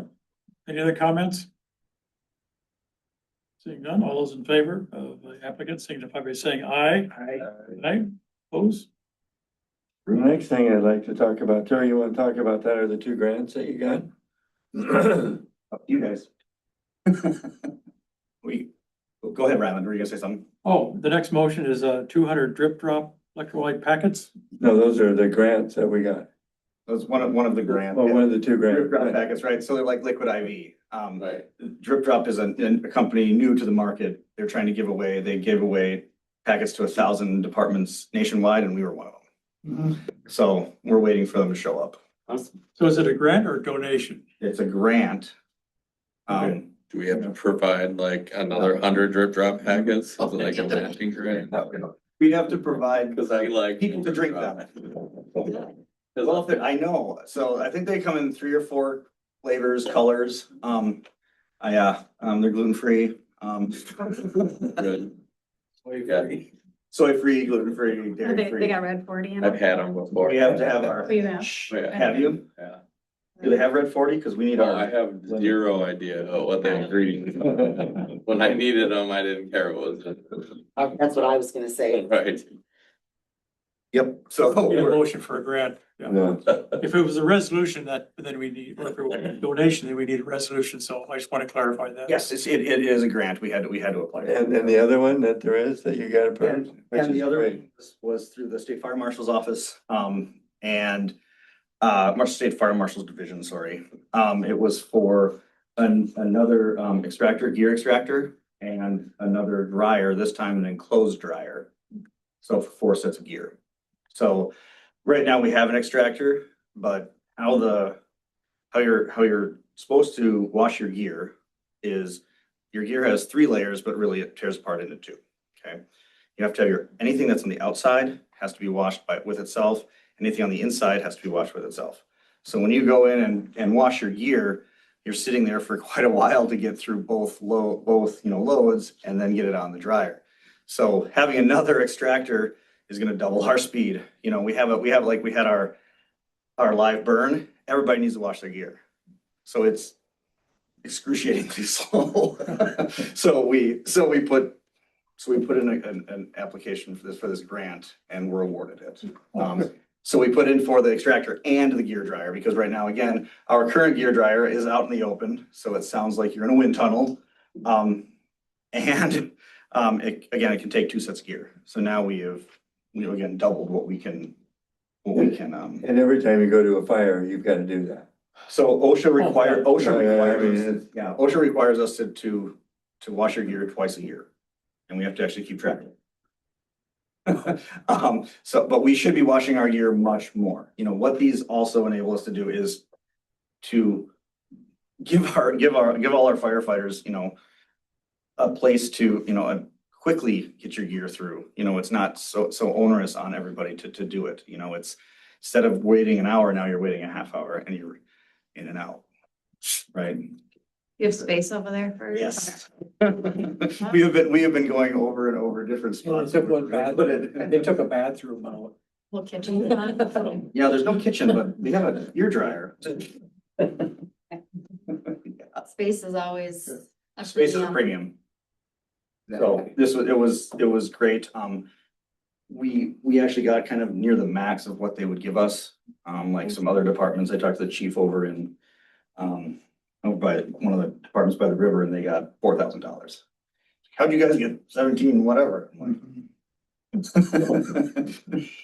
right, anything else in fire department? That's it. Thank you. Thank you. We have some stuff coming up on the weekend. For fire relief. Oh, yes, I'm sorry, maybe I should talk about that real quick. We do have the Hannah Harper concert coming up this Saturday. So, ticket sales less than we had hoped.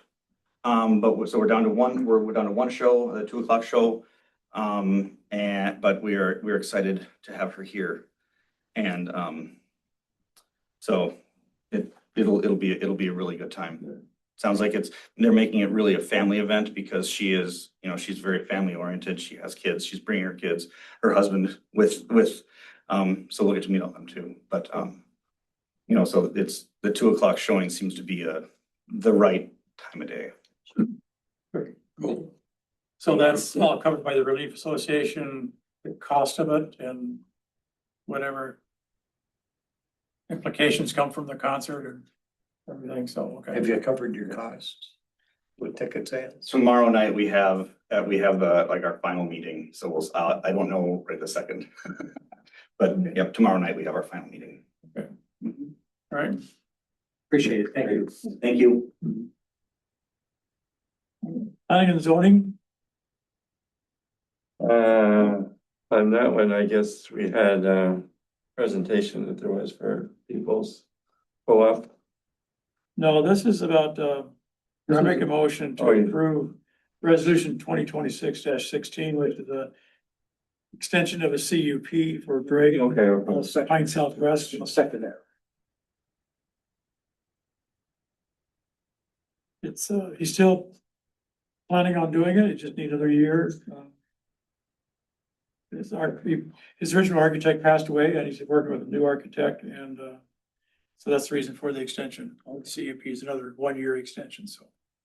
Are they getting interest in people wanting those units? Or, I mean, has there been outreach? I think that there's been some people, I mean, He could probably pre-sell 10 units right now with the number of calls we get. Okay, I just want to make sure. That's awesome. That's great, so. Hopefully we'll see some dirt move yet this year, we'll see. No guarantee. But this is all part of the process. All those, any other comments? All those in favor, signify by saying, oh, no, it's a. It's a resolution, so it's place vote. Oh, so sorry. Mayor Ikerst, Aye. Counselor Pendergrass, Aye. Counselor Phillips, Aye. Counselor Rice-Dorfer, I, Counselor Spring. Okay, moving down to ERC. So realize their ERC were recommending filling a city clerk position. So I make a motion, we approve posting and recruiting for a city clerk position. I'll second that. For a second? yeah, I'll do it. Yeah, Paul, thank you. the one thing to note on this, on the job description is we've outlined a few more, opportunities, particularly as we're working with Flattery and Hood on our job classification study. From an HR perspective, this will be important because it may change what that overall long-term plan looks like. And we're still having conversations of what that looks like from an administrator and a finance and all these other positions.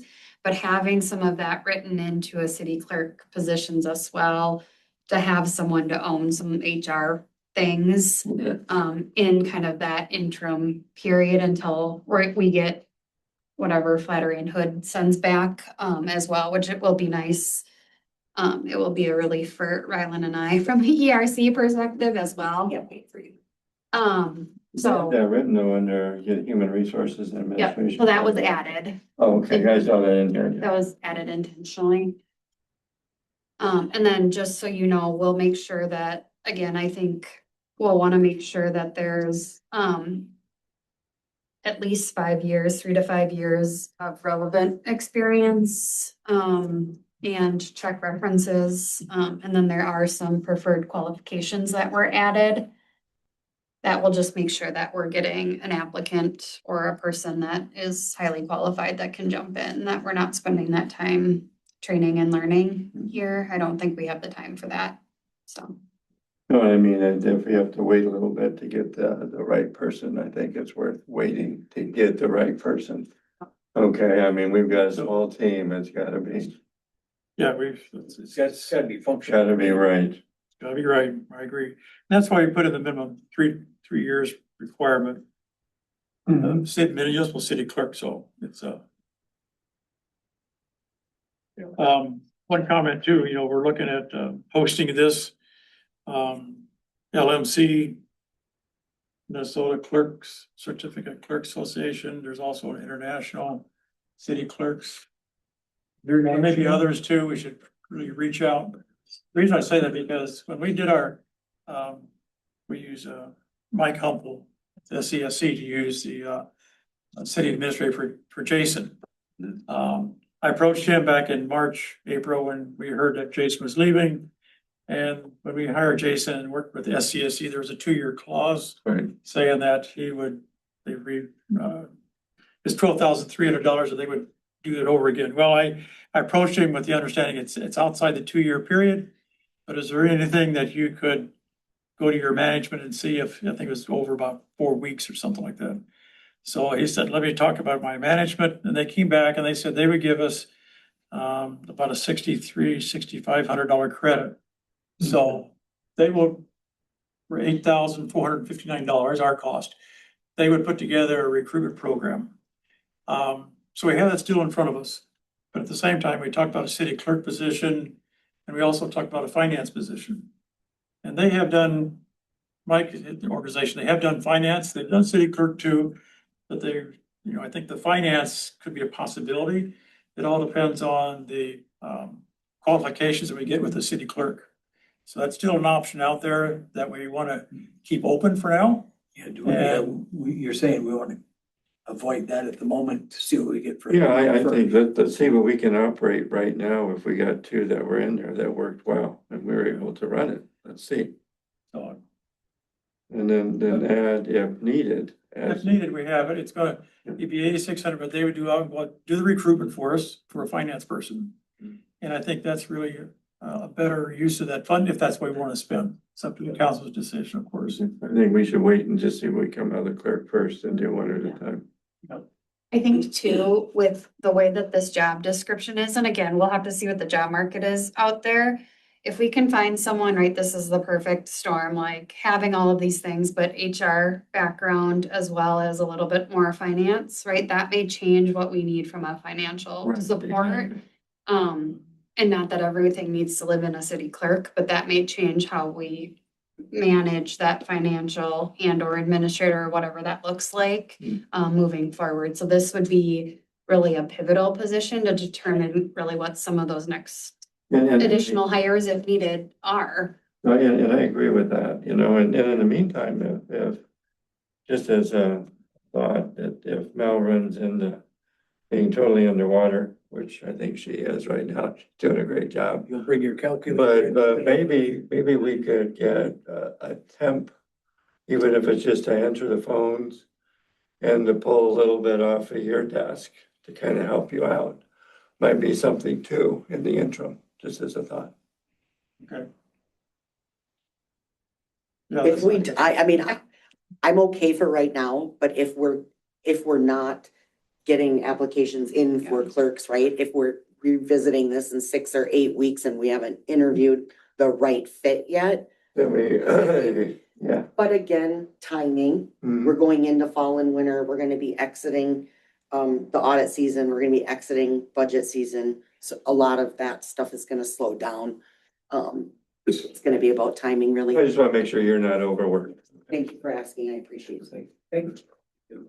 I think the other thing to consider on that, just Mel's sanity or maybe insanity, I'm not sure, but, again, the training and getting someone in is gonna take capacity as well. So we just need to be mindful of time.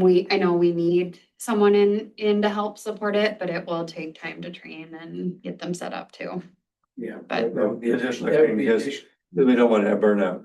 It would be That's additional training to bring a temp in. it would be both ways, but yeah. That's a partial piece in that deal. But I think we feel, the ERC feels like this is really the real need we need right now versus looking at a city administrator or a finance. This is kind of the first step of getting a support. Absolutely, agree. And maybe just for questions, so again, we do normal interviews. Is there a couple other, so Rylan and I would be there. We would obviously want Mel and Kane to be on that interview panel, but one more council member. Okay. Jump in. We would obviously bring that person forward as a recommendation. We're gonna check references to make sure that we're actually getting the right story to move forward. Sounds fair. Okay. All right. There's no other comments. All those in favor, signify by saying aye. Aye. Approved. Second to the last item, I think, is River Park Drain Field. There's a memo that Mel put together. We also had a pretty client privilege letter that Mike sent us back in May when this was discussed. And we have a couple different options. One is to either develop it or keep it as city property and do whatever comes forward with that, so. I would make a motion, we look at option A, explore sale and development opportunities. I will second that. Okay, now that This is- now it's first and seconded. I was sitting here looking at that pretty close over the last week, or the last few days. And my thought is, the city is gonna need space for a new city hall. Eventually, new city hall, city Yes, buildings, that's what okay? the report said. And one of the things that I was thinking is if there's a way we could, if the EDA is looking into this, maybe they can find a way to do a three-way trade where where a developer would purchase another piece of property, trade it for that, and that'd give us a piece of property. We were exchanging this property for a property that the city hall would fit on. Three-way trades in real estate are pretty common, I think. And I think that would be a useful fit. It'd be a useful way for us to acquire property for a future city hall. And I think we could even put that as another dot that there is under the A or number one that you're looking at as. So you're looking at somebody would have a property A. Somebody would have property B and trade it for our property A. We want to dispose of this property. And we would like to acquire a piece of property that we can put a future city hall or city services on. Where something equivalent in size, is that property large enough?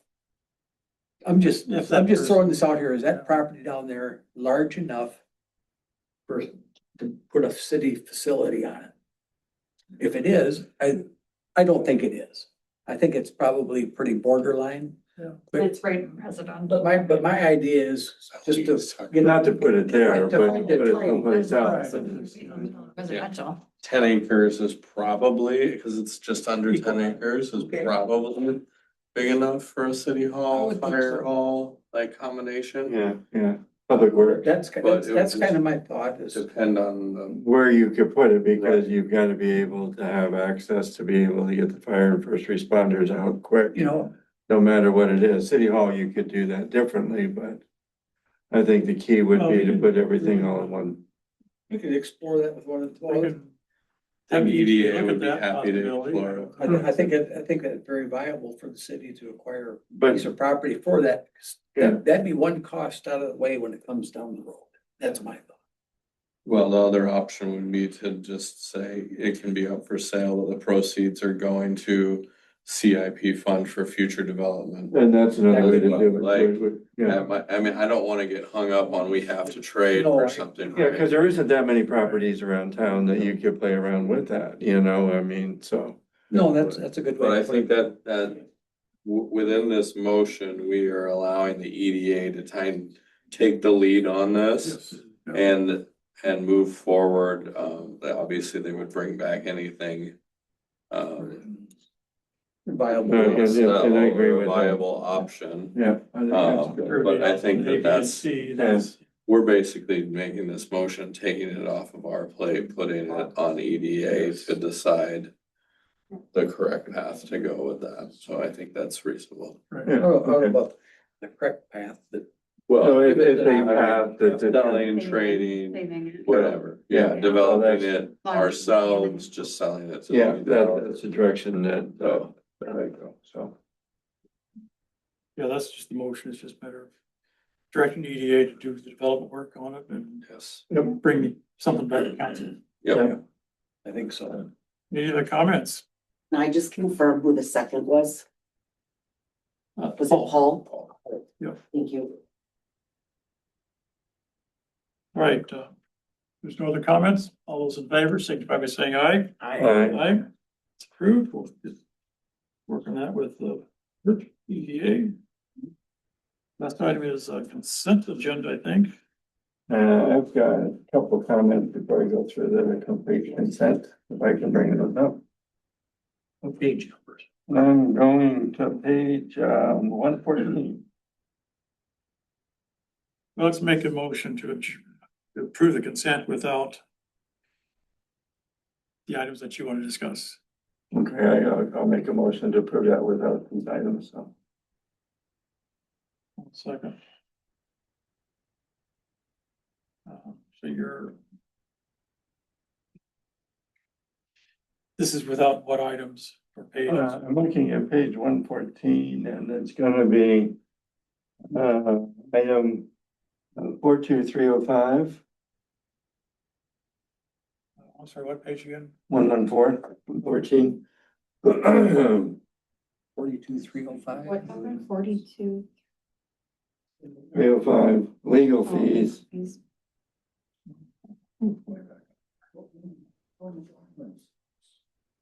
$49,197,000. We're over double what we had budgeted for legal fees. And it's July. The other thing that came up is one above it, which is 42,302, which is planning services. Okay, and I don't know where the $19,889 was put in there for this month. So what services were involved with that? I am trying to. Those are all good questions. Because that puts us over at 86,000 and we budgeted 70, but that's a lot for 1 month.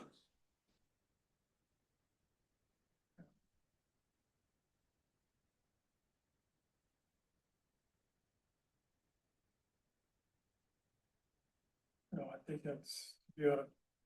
If you want an idea of what those charges are, I guess that'd be a question for Mel. If you want to talk to her sometime. I will, I mean, but those are the two things that, you know, especially on legal, I mean, guys. We did the Mary Nash and everything else is used. Whatever we can use for LMC, we should use LMC. How much of that Mary Nash legal fees were about this garage that probably should have been discovered a few years ago? 4 years ago. I will say that after I discovered that it was 2 parcels, the time that we spent with Mike, I spent maybe 20 minutes with him on the phone, putting together that memo.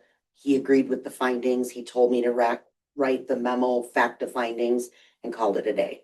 So I understand that historically we have spent Lots of legal fees on this issue, on this shed. but as soon as yes, but And. on the Nash issue, bringing this to resolve now, it was probably under an hour to bring it to Well, resolution. a lot of it's previous expenses on that property. It's nothing current. You know, and I'm just saying, you know, guys. You know, somebody else might have used a lot of time in the past. Which was, I'm thinking about the first 4 months of the year. yes, way out and above, and it's. And I think for the 3 HR related staffing issues we've asked LMC, they would not. They No, didn't I'm wanna just touch saying it. It's just, So we've asked about finding other resources, but I think to safeguard the city in those 3 instances, it was the right thing to do. But yes, it does come at a cost. so and then it was computer and internet expenses above that on the same page, 42798. $4,281. What's going on with our computer stuff, which is different than our normal? Are you looking at 41500, 427? No, 42798. But what is the department code? 41500 or 436? 427, it's, 42798. Computer and internet. I know, expenses. we have several departments with that code. 41500. Yeah, 41500. She needs the second middle number.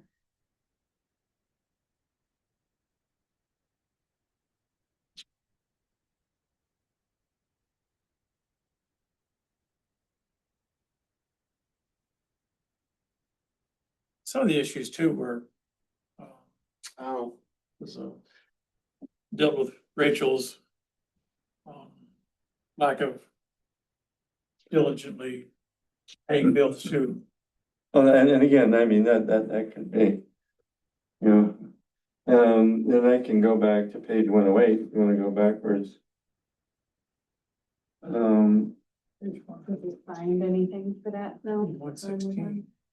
So I think found it's that's on the the site. 116, that 114 that you ended before. That page one, what's the line number? that one that you're asking about with the internet expenses, Yeah. Jim? Yeah. Is on-site IT support. So that's somebody sitting on the phone with on-site with issues. We know who that was? Yes. Yes, we do. It's IT support. It's live support. So that just goes So- back to making sure we have highly qualified candidates for jobs. Okay, so you answered my question on that one. Yep, okay. Thank you. Okay, and the 108, and I was just looking at, this is, item 33300 and 108. Looking at small city assistance, when do we have that that's coming in, or do we know? what- Oh, it just came this week. Yeah. SCA, and LGA first half arrived this week for $84,000. Usually comes in July, right? Yeah, I just wanted to check on those things. I get half of it twice a year or something like that.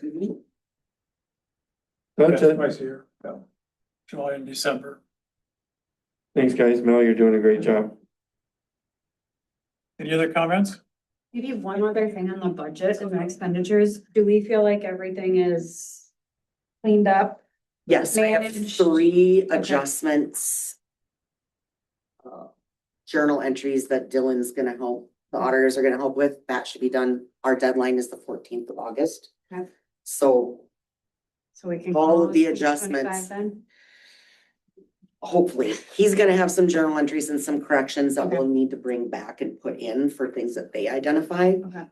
But as far as corrections on our end that we're aware of that are not. He's gonna have some auditor things that he wants done. But yes, by August 14th, we can pretty much rely on what the numbers are. That will just help from a budget planning perspective too. Yes, and that's why we have most of it cleaned up except for those 3 items that he's gonna help us. Okay. And that would, they're CIP issues, so they're not really affecting the operating budget right now. They are CIP transfers. Okay, thanks, Mel. All right, any other comments? Seeing none, all those in favor of the consent agendas, signify by saying aye. Aye. Make a motion to adjourn. Second. Does have one. Favor say aye. We got some. Sorry, apologies. I think for the responders, we had, Melanie Decker as a applicant. We need the application. Okay. All right, so we'll wait till Yeah, August. yeah. Okay. So, yeah, Alright. I sent Colby a note. There really wasn't a good application, so we'll need that in the packet for personnel file. Okay, thank you. Yep. All in favor, signify by saying aye. Aye. I'm sorry, I need the move by and the second for the adjournment. I made the motion. Thank Jim you. and Daniel. I'm trying to type fast, guys. I was looking up your financials. Not bad. 8:45. For a lot of stuff. I mean, Yeah, we had some pretty heavy stuff we went through. I thought it was looking through the agenda and looking at the meeting, I thought, it's gonna be a long night, not too bad. So We'll try to get better. slowly but surely. It helps when I send out all the information Agenda. weeks in advance. You did it well, well done. There are, Let's I think organize. permanently what Ryland and I were talking a little bit. Well, Yeah. A lot of pickleball